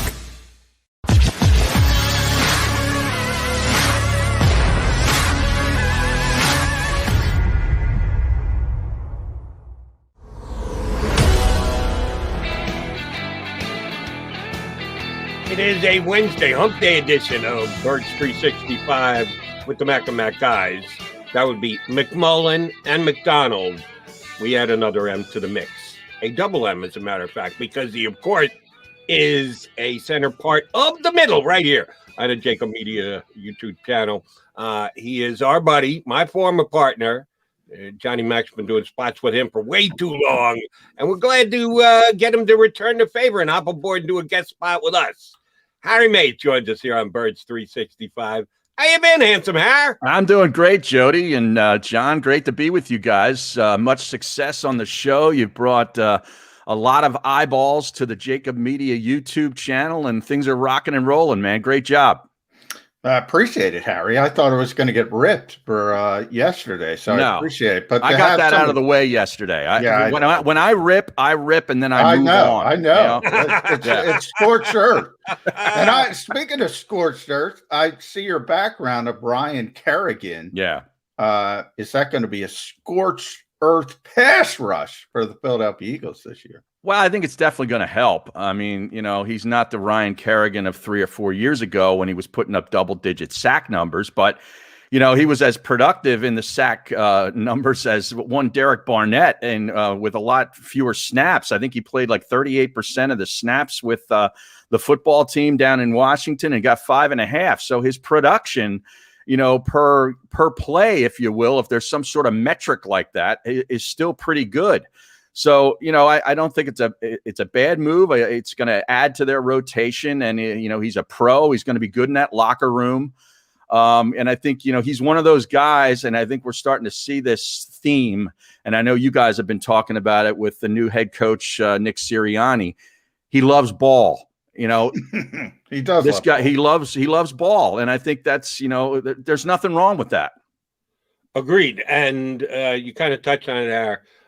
People have drawn a comparison between him and Chris Long. Mm-hmm. And it only makes sense that people would do that because we know the season that Long had here and how it ended for the Philadelphia football team with a parade to City Hall. More than just wishful thinking, because of the leadership qualities that Kerrigan brings here, Long was not only a competent player on the field, but a guy who was a take charge guy in the locker room. Mm-hmm. Do you think the Eagles have the capability of repeating history with this signing? Not that kind of history this year. No, I don't. I think this is more of a look-see type of a year is the way I sort of look at it, because you're looking to see if you have anything with the quarterback, and that's really what it comes down to in the NFL. I think he's going to add a good element in the locker room of experience and accomplishment. I think he's a better player in his career than Long was, but Long brought a real kind of, he was perfect. He was a perfect chemistry fit at the time for that Eagles team. And I think this guy's going to add to the chemistry, but I don't think it's going to result in or it's going to end in the same result. Well, Harry, that's interesting. You say look-see year for Jalen Hurts at quarterback, but in theory, the Eagles are looking at a lot of positions, a lot of players. Yeah. And my one concern, you bring in Ryan Kerrigan, you're right. He's a good player. I think he's got gas left in the tank. Derek Barnett is on a contract year. Josh Sweat is on a contract year. Don't you have to look at those players and say, are they part of our long-term future? And Kerrigan's going to be better.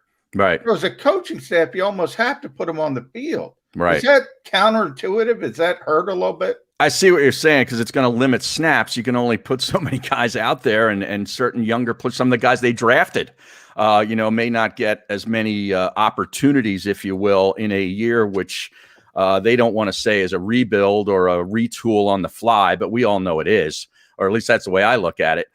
So in that regard, yeah, you're right. It's gonna limit guys that you would want to see here for maybe the next 3 to 5 years. I don't know that you can look beyond 3 to 5 in the NFL anymore these days. But yeah, that's a fair point, and a fair maybe a sort of a criticism maybe of doing moves like this.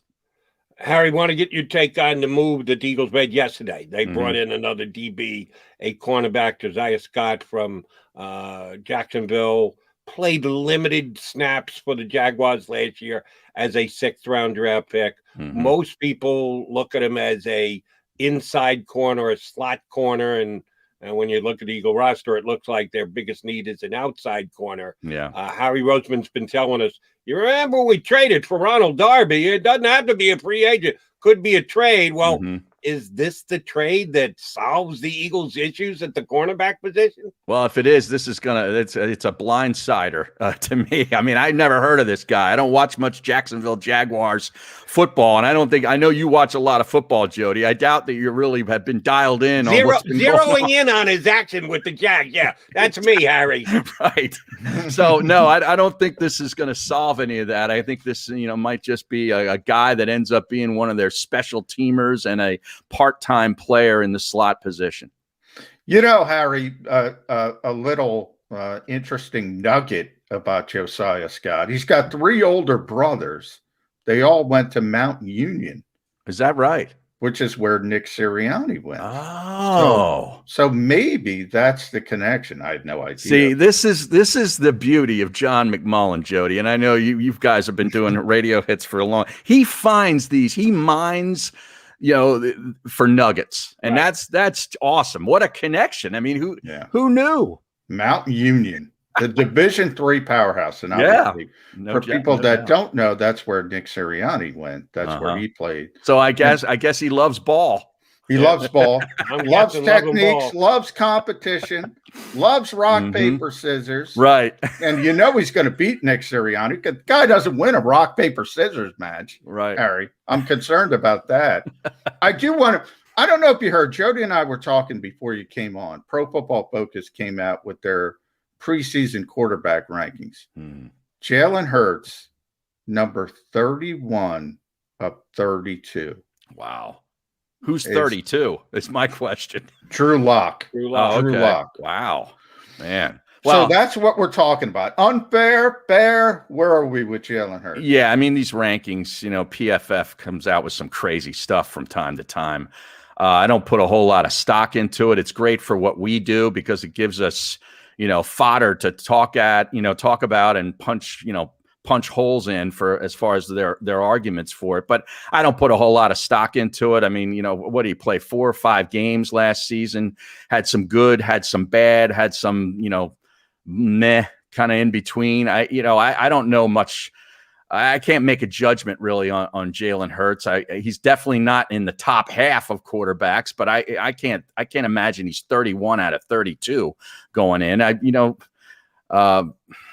Geez, what do they base that on? I mean, what is their criticism? Did they follow it up with any kind of information? The accuracy is a concern. 52%. Okay. Jody and I were talking. What middling probably right now is 65. That's a big chasm. It is. Get from 52 to 65.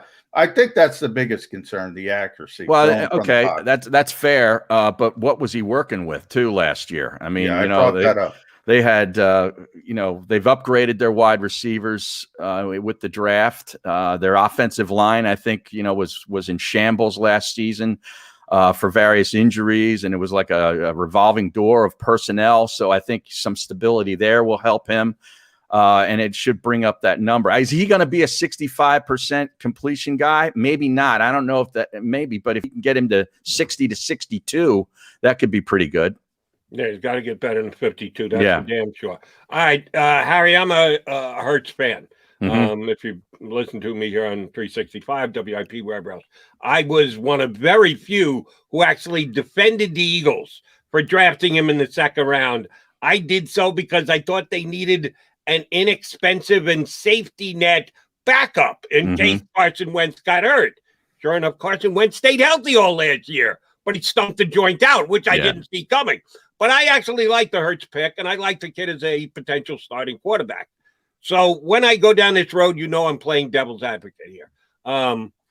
Let's say he's not good enough. Let's say whatever length it takes, all 16 games, kind of like this past year, get to week 14 or 15 and go, well, we kind of owe Joe Flacco the way we owed Nate Sudfeld. Let's put him in there and let him show his worth for the rest of the day. Right. Whatever it is, we come to the determination he's not good enough. The Eagles have possibilities at the quarterback going forward. The draft picks that they have, the draft capitals that they have to potentially move up in the draft and or interest any other team that would be willing to trade a starting quarterback. How much are the Eagles in good position? Is this being overstated that if it's not Jalen Hurts, it's not an issue because they've got the draft cap. They've got 3 potential first-round draft picks. They'll get another quarterback. It just sounds all easier said than done to me. Do you like the fact that the Eagles are going to have this 1-year tryout for Jalen Hurts, and then if it doesn't work, don't spread it. We'll get another quarterback. Well, no, I would rather still have, Carson Wentz playing great and, being the entrenched franchise quarterback, the way it was supposed to be. He wasn't supposed to react the way he reacted to them drafting Jalen Hurts. And, we've all been through this for the last couple of months. That's gone. Okay. It's sort of like, when I ripped McMullen yesterday, I ripped him yesterday. Now I move on. We have to move on with Jalen Hurts. Got to turn the page. Yeah. Right. We got to turn the page and give him a shot. But if the season does devolve into something similar of last year and you end up with Flacco the final couple of games, I'm all for that because that might get us even further up in the draft with their own initial pick. But does that mean they're going to be able to draft a quarterback high up? Probably, because Howie's a good maneuverer, and trader. And, if they've got the 5th pick and they need the 3rd pick, he'll probably find a way to do it because he's really good with that. But is Kevan Slovis going to be the answer if that's the kid they take out of USC? I've seen all these mock drafts. Evidently, all the mock drafters do not believe in Jalen Hurts because they've all got him taking a quarterback in the first round. Right. Even the kid from Liberty. I love that. Right. Yeah. Well, he did go to Auburn. Yeah, so he does have some pedigree. Yeah. But yeah, I saw that one too. So nobody's believing, at least the guys who fill out these things. And again, that's sort of like the PFF list. It's like good stuff for us to talk about.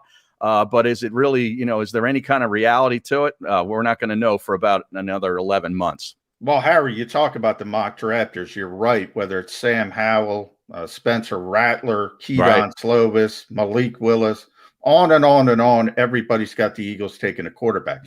But now the people who cover the NFL, Diana Rossini being the latest, but it was Jason LaCanfora first. It was Peter King. Mm-hmm.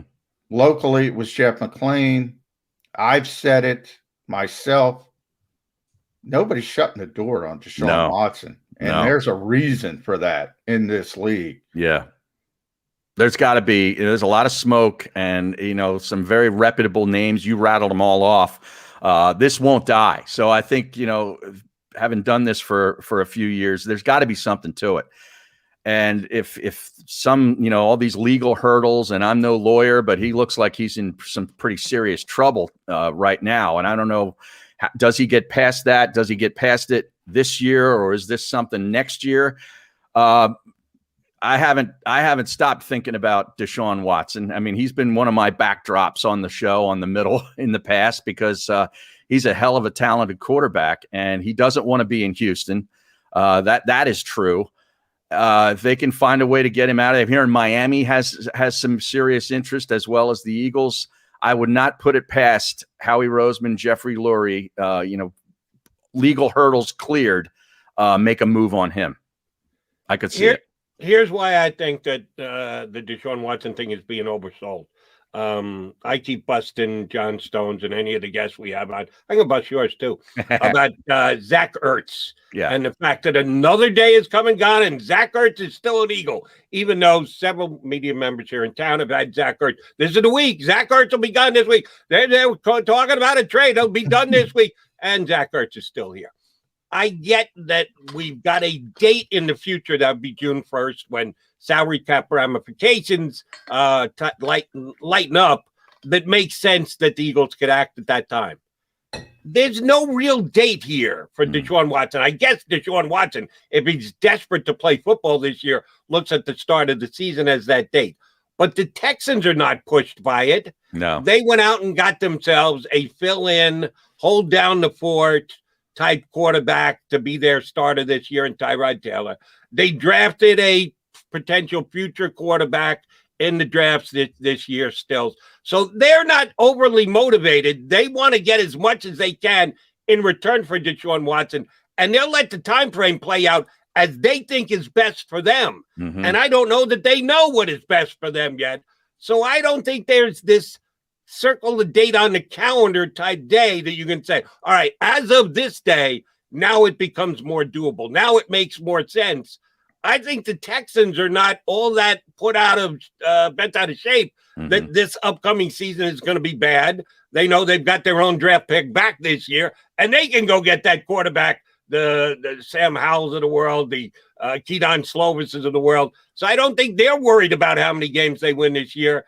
That's why I don't think Deshaun Watson is happening anytime soon. Yeah, probably not anytime soon because there's also that looming idea of a commissioner's exempt list too, which could prohibit him from playing football for at least, 8 games, 6 games, whatever it ends up being, or the entire season. But between now and next year's draft, if the Eagles actuate the 3rd first-round picks, they have a lot of ammunition and could give, 2 of those easily to the Houston Texans and find their next franchise quarterback. All right, Harry, I'm going to give you a hypothetical. Jody likes hypotheticals. So do I. I'm going to give you one. All right, Deshaun Watson is suspended for 6 games, the Ezekiel Elliott suspension. So there's no commissioner's exempt list. The Texans aren't off the hook other than the the suspension. Would the Eagles make a deal under that circumstance, knowing he would be there week 7? Would they go, if you have that certainty, is that enough? Jeffrey Lurie's proven. People talk about Mike Vick, but you can go to Riley Cooper. You can go to last year with Deshaun Jackson and the anti-Semitic stuff. He's been a second chance guy. Yep. Does he say, that's enough for me? Let's go get this guy. I think there's a strong possibility that would happen. Yeah, I do. And maybe you got to go get his own personal masseuse. I saw that the Ohio State there was a certain masseuse that was offering services to the Ohio State football players that included more than just a massage. So maybe you hire her and bring her in as an in-house masseuse that travels with Deshaun everywhere he goes to keep him on the straight and narrow. There's got to be an addendum to the contract, about the masseuses. Exactly. You got to cut it to one masseuse. I've never had a massage. Are you guys big massage guys? I've had my whole life. I've had, I think, 2. I'm going to say, but I'm very uncomfortable. Yeah, a lot of anxiety. Like, it's supposed to relax you. Yeah, it's tremendous anxiety for me. I can't imagine it being very relaxing. My honeymoon, that was it. One, because it came as part of the package. I had prepaid for it, so I said I might as well have it done here. So I did. And this Ohio State guy, you're not going to tell me Justin Fields is going to be tied to this, is he? No, Did he get the massage plus? No. He's my guy. I'm rooting for him for the Bears this year. I know, and I like him a lot too. Maybe that was the red flag, Jody. Maybe that's why it was off the Eagles. I know. All right, man. But I got to know, Jody, was there a heart-shaped tub included in the package that you purchased for the honeymoon? No such luck. And if there was, I'd admit to it. I'd admit to off the air, Harry, but I wouldn't admit to it on the air. Even if we're on the air. What is this? This is YouTube anyway. Yes. Yeah. You can say what you want here. Back As I to often the Birds. Deshaun Watson is a fuck you player. Jody knows what that means. Yeah, I know. That's part of your vernacular on the Birds 365, the FU player. I love that. A very well-known John McMullen expression. Yeah. Speaking of FU, I believe that Devontae Smith is going to say that to all his critics this upcoming year. Those who 166 pounds, I can draft a guy's 166 pounds. Yeah. He was 166 pounds when he won the Heisman Trophy in the SEC as Alabama won another championship. I've been saying FU to all his critics this offseason, and I love the fact that he landed here in Philadelphia. Everyone did get to see his very spindly legs up close and personal last week during rookie camp.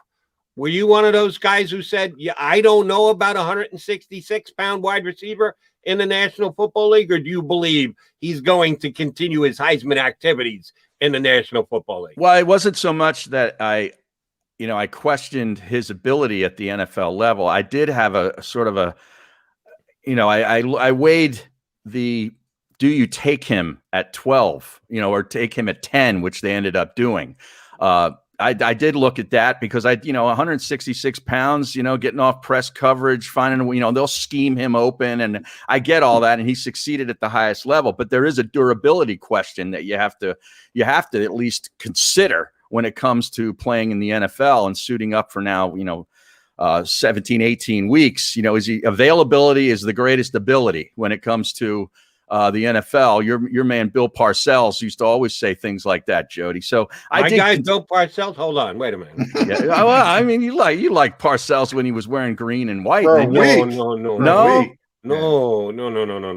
Parcells and I never saw eye to eye. No. Oh, is that right? No. How do you not like Bill Parcells, man? Yeah. All right. Do you need the story? Yes. Do you have to have the story? Yes. All right. Let's wind back the clock to 1990. Yours truly, coming from New York, doing my first couple shows here in Philadelphia, hired to be the midday guy at WIP. Oh, I think I heard this, but go ahead. Okay, quickly then I'll tell it. Yeah. We got nothing but time here on YouTube. Yeah. I was trying to be a young and aggressive individual. I thought it might be impressive just showing up from New York, get a job in Philadelphia. I had been in press conference with Bill Parcells previously, knew the Giants PR guy, tried to work it out to get Bill Parcells to come out with me in my Philadelphia show, my first month on the air, The PR guy gets back to me and says, "Oh, Jody, coach really apologizes. He wanted to come on with you, but he's got a standing policy that he never goes on shows in town when the Giants are going to be playing that team. It's just a rule that he has put in place, and he never flies in the face of it. So he says maybe later in the year, maybe after the season's over, he'll come on with you, he likes you, blah, blah, blah, blah, blah. In other words, the answer is no. Okay, fine. Thank you very much. So I'm driving over the bridge 2 days later, the Ben Franklin, to drive into WIP, and I hear Tom Brookshire mention, and joining us tomorrow will be Coach Bill Parcells of the New York Giants. It's always Wait personal. a minute. Yeah. He gave me this spiel about he won't do the town that the Eagles are coming into play. In other words, Brookie's tight with Summerall. Summerall's tight with Parcells. Yeah, and Parcells shows up on WIP. Not going to show up on the McDonald's show, but the Tom Brookshire show, no issue. We'll rewrite those rules. So basically, from that point on, 1990 on, Bill and I have never seen. Yeah. It's now you know what personal. It's right now you know what we. Of course it is. Right now you know what we go through on a daily basis, trying to get guests on the middle, and they're all coming on with you and McMullen. Yeah, well, that's the bane of my existence, Harry. I got 17 jobs. I say my most difficult one is getting people to come on the show. Booking guests. It's not easy. Yeah, and there's one guy who I badly want to get on, and he gave me the runaround, and I want to rip him publicly, like Jody just did with Bill Parcells, but I'm still holding out hope he might come on, so I can't do it yet. That's painful. Oh, okay. So you're not going to out him yet? No, I'm not going to out him yet. Right. But I'm going to out him. I burned the Parcells bridge. You don't even have to try and go down that road, Johnny. Right. He's not coming on with us anytime soon. But this is a big name. This is a big name who gave me a bigger surgery. Than Bill Parcells? Yeah, locally probably. Not bigger nationally, but locally bigger. Gave me a surgery excuse. That's a hint to you, Jody Mack. You probably know. I know where you're going. Yeah. Okay. Yeah, so he knows where I'm going. All right. Now we got derailed. I feel like Sanders. Yeah, I know. I'm used to it. I'm used to it. All right, get it back to the Eagles. We'll close it out with Nick Sirianni. We've talked a lot, Harry. Your thoughts. Energetic guy, loves ball, rock, paper, scissors. Can this work in a modern environment? Is it too high schoolish? Yeah, the rah-rah stuff, which is I like to call it, kind of would wear thin on me. I think if I was in a locker room, I'd be like, get a load of this. You're going to have to do something else to really get me to buy in. Give me a good, sound, offensive philosophy or something else that I can really sort of sink my teeth into. I'm not into the rock, paper, scissors and all this, super high excitement like he's, just drank like, 6 espressos out of Starbucks or something. This guy's off the chain, fired up and motivated, and that's great. But I'm just going to go into it with an open mind, and I want to see what this guy does as far as his philosophy on football. Is it going to be what we saw in with the Indianapolis Colts? If it is, and it turns out that way, that's pretty good. That's a pretty good team. I'll take that. Oh, with the competition stuff. I forgot that. Oh, yeah. Yeah. Jody and I differ a little bit. I'm like, come on.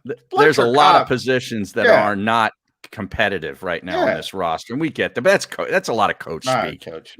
I get it. What do you want him to do? Bench one of the guys that you have already penciled in and as an unquestioned starter? Show me there's competition, and I'm not even talking about Fletcher Cox. I'm talking about Eric Wilson's of the world. He's not even competing. There's certain guys we know that are entrenched. Lane, Brandon Brooks, if he's healthy, Jason Kelsey, Fletcher Cox. Those guys are Pro Bowl. Brandon Graham, Pro Bowl level players. Yeah. I'm talking about guys like Eric Wilson and Isaac Seumalo and Jalen Rager. There's no competition. What about the quarterback? There's no competition there, is there? No competition. I know Joe Flacco might have other ideas, but come on. If that's competition and he gets beat out, we got serious problems. I watched Flacco play for my Jets last year. Not as bad as everyone expected. Yeah. Better days are behind him. Jalen Hurts' only competition is in Houston right now. That's it. That's the only competition he's got. Or in Chapel Hill. Or in jail. Sam Howell. UCLA. He's probably in a deposition, actually. His competition. It's probably in a deposition. He's with an attorney right now. Yeah. On goal score on Deshaun Watson. All right, so coming into this upcoming season, Harry, the Eagles finished last in the NFC East this past year. For that, they did get the highest draft pick, and they spun it, trade down, trade back up, but they did have the highest draft pick. Are you placing them in last? I know we've got a lot to do, and we know the Eagles answered their cornerback position with the major acquisition yesterday, but there may even be more moves to be made between now and the regular season, and there could be injuries to the other teams in this division. But we ask you today in a vacuum, right? Where are the Eagles going to finish in the NFC least this year? I think it's between them and the New York Football Giants battling for the cellar. And I think that could be because I like Washington's defense a lot. And I think, if Fitzmagic can stay vertical for 17 games, he can throw it to the other team's jersey on occasion. But I like him as a stopgap quarterback for them. They've upgraded their offense, their offensive line. I think they're pretty good. I think they're better. And I like Dallas as long as Dak can come back from that injury, sooner than later. I think it's advantageous for the Birds to play Dallas early in the season because I don't know, what Dak is going to be like. He could play, he might not be 100%. So I think that's advantageous. But I think Dallas's roster is really good too. It's between the Giants and the Eagles for like a 7-10 finish. All right, last one from me, Harry, and everybody listen to the middle with Harry H. on. Brent, is Barrett going to be there? I almost said Barrett. Yeah, is he going to be there today? He's That's there. Good. Yep, Barrett comes every day unless he's got a golf outing to go to. Yeah. He had NFL alum. Did he go to the NFL alumni one this week? He did not. That was scheduled for this past Monday, and we were because Barrett. I don't know if Barrett really knows his schedule until like 2 days before. Because he lets us know Friday that he's not going to be there this past Monday. Oh, yeah, I got the NFL golf and we're like, why are you letting us know now? We could have done the show from down there. So then we get on him about it. Oh, yeah. And then he feels bad.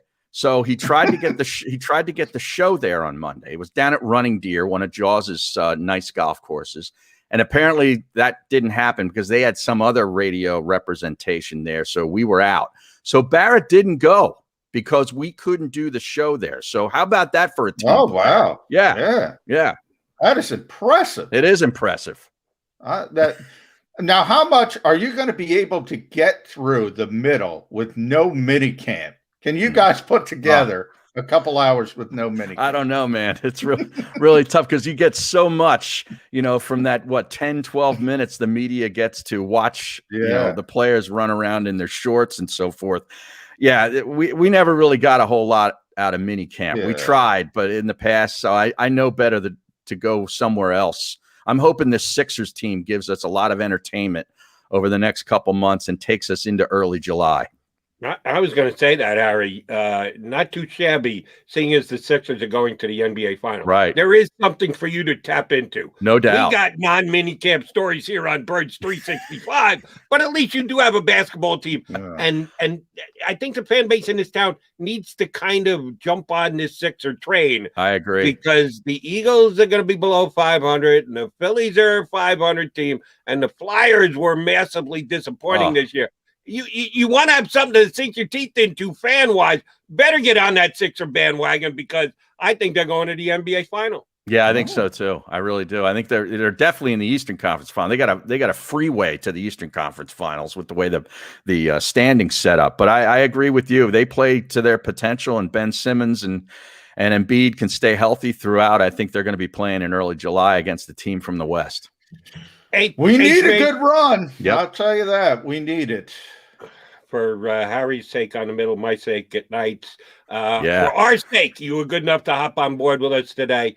Send our regards to Shander. We just talked to him yesterday, but make sure you tell him hi. We said hi. Tell Barrett no more golfing for him. Can you golf at all? Have you ever played with Barrett? I played with Barrett. Barrett is he likes to just hit it as far as he can hit it and not really care about where it's going.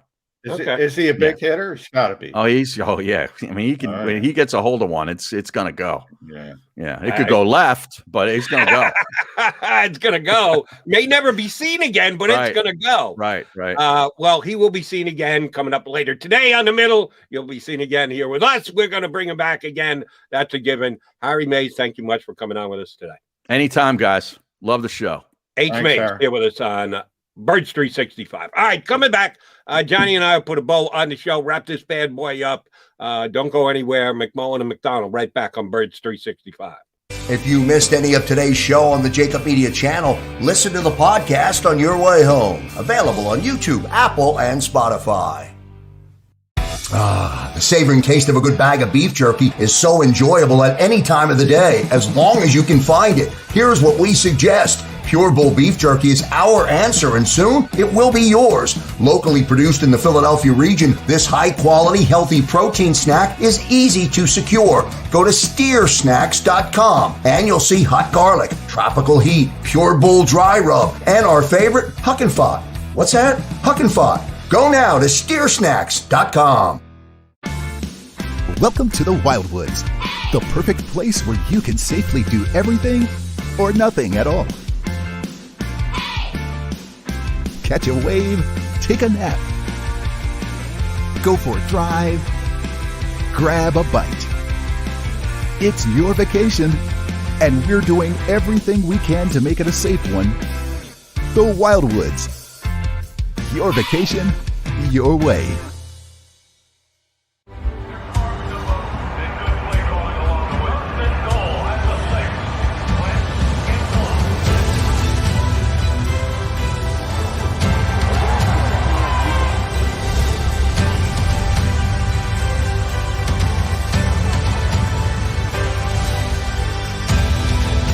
Field of life, First Trust Bank is there for you.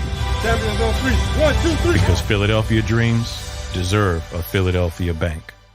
The International Brotherhood of Electrical Workers, Local Union 98, is a proud sponsor of The Labor Show with J. and Krause every Saturday night from 6 till 8 p.m. IBEW Local 98's highly trained and superbly skilled electricians are the best in the business, setting the highest safety standards in the electrical industry. So when you're planning your next industrial, commercial, or residential project, choose an IBEW Local 98 union contractor. Learn more at ibew98.org. In the Wildwoods, our free beaches are spacious and welcoming with plenty of room to spread out. Your seat will be waiting for you when you're ready to visit. The Wildwoods, creating cherished family memories for generations. D-A-T-L-E-S-E-O! Jody Mack, the legendary sports talker, joins forces with NFL insider John McMullen. Start your morning with Johnny Mack and Jody Mack across the JAKIB Media Network.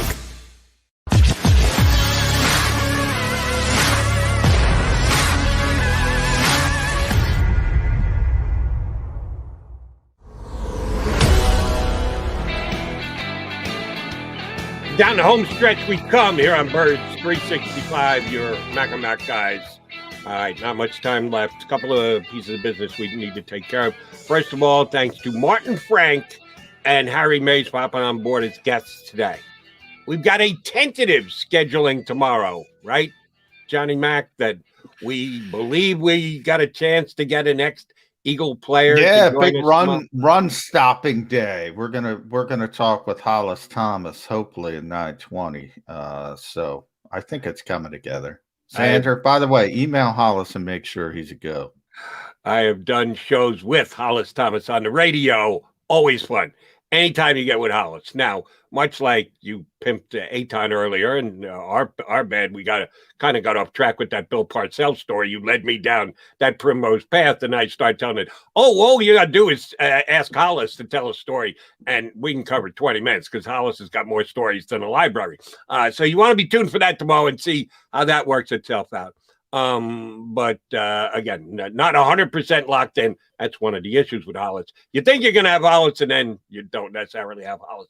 So we'll find out tomorrow if we do have Hollis. Here's one other thing I do want to do on the show tomorrow, John, and I'm giving you 22 hours to prep for this. Ooh.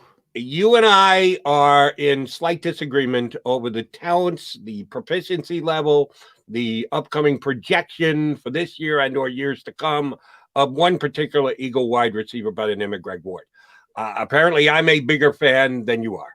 I think your quote yesterday was, you don't ever need to see Greg Ward again.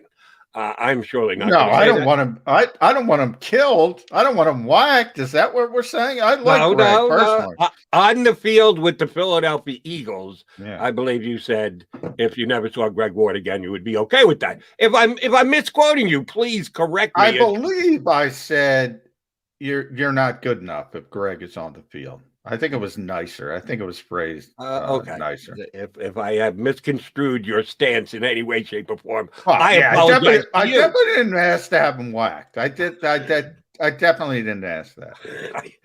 I didn't mean to suggest that's what you had said, but I thought that you had said you don't need to see him on the football field anymore, catching balls from the Philadelphia Eagles. I'm still a fan. I still think he's going to be good. I think he's going to be in the slot more than anybody else for the Philadelphia Eagles this upcoming year. And I think his numbers can actually get better than they were. I actually think he'll be a better fit with the current Eagle quarterback than the previous Eagle quarterback. So I'm looking for big things out of Greg Ward, which, by the way, we got a lot of things that we didn't get in today that I did want to ask about. But again, we'll save that for tomorrow now. Khalil Tate, is he still? Tate. Yeah, he's still on the Eagle roster, huh? Yeah. Well, okay. He was on, he was off, he was on. Former Arizona quarterback trying to make the transition to NFL slot receiver, similar to Greg Ward. Much like Greg Ward. And I like Khalil Tate. I thought he was going to have a chance to be one of those kind of offbeat backup quarterbacks in the National Football League. And he, like Greg Ward, said, no. Somebody whispered in my ear, if I want to be in the league, I got to be a quarterback. I'm not going to wide receiver. I'm not going to be a quarterback. I hope Khalil Tate doesn't steal time from Mr. Ward, because there is a player on another team in the National Football League that I think this season can be the major step up for the Eagles slot wide receiver that he can equate to this player. One of the better, I would call him, slot wide receivers in the National Football League. 22 hours to figure out who you think I'm referring to. A guy who is already in the league, has the job, has performed, that I think if Ward steps up, which I think he can become this type player for the Philadelphia Eagles, for another slot guy who's doing it out there for a different team. Well, judging by you, I was going to go Wes Welker. Great. He's not in the league, but current guy. Yes, yeah, I think he can be Wes Welker. That's very good. Thanks for filling in the blanks for me. No, he can be Wes Welker-like, but Wes Welker is no longer in the league. No, this guy's still in the league. Well, I can tell you this 100%, Jody, 100% with confidence. That is not the Eagles' plan. Now, hopefully, I root for every player. People might be shocked by this. I root for everybody to have success. There's no reason not to. It makes things easier for me if people have success. I can tell you with 100% certainty, it is not the Eagles' plan to have Greg starting. We're already past the get the hell off the airport, but now I got to follow up with a question. How do we even know that? The Eagles coaches have not had a chance to coach Greg Ward yet. There's something known in our business as a reporter in journalism as off the record stuff. They do not want Greg Ward to be the starting slot receiver. Who can you be getting off the? You got Nick Sirianni's home phone number?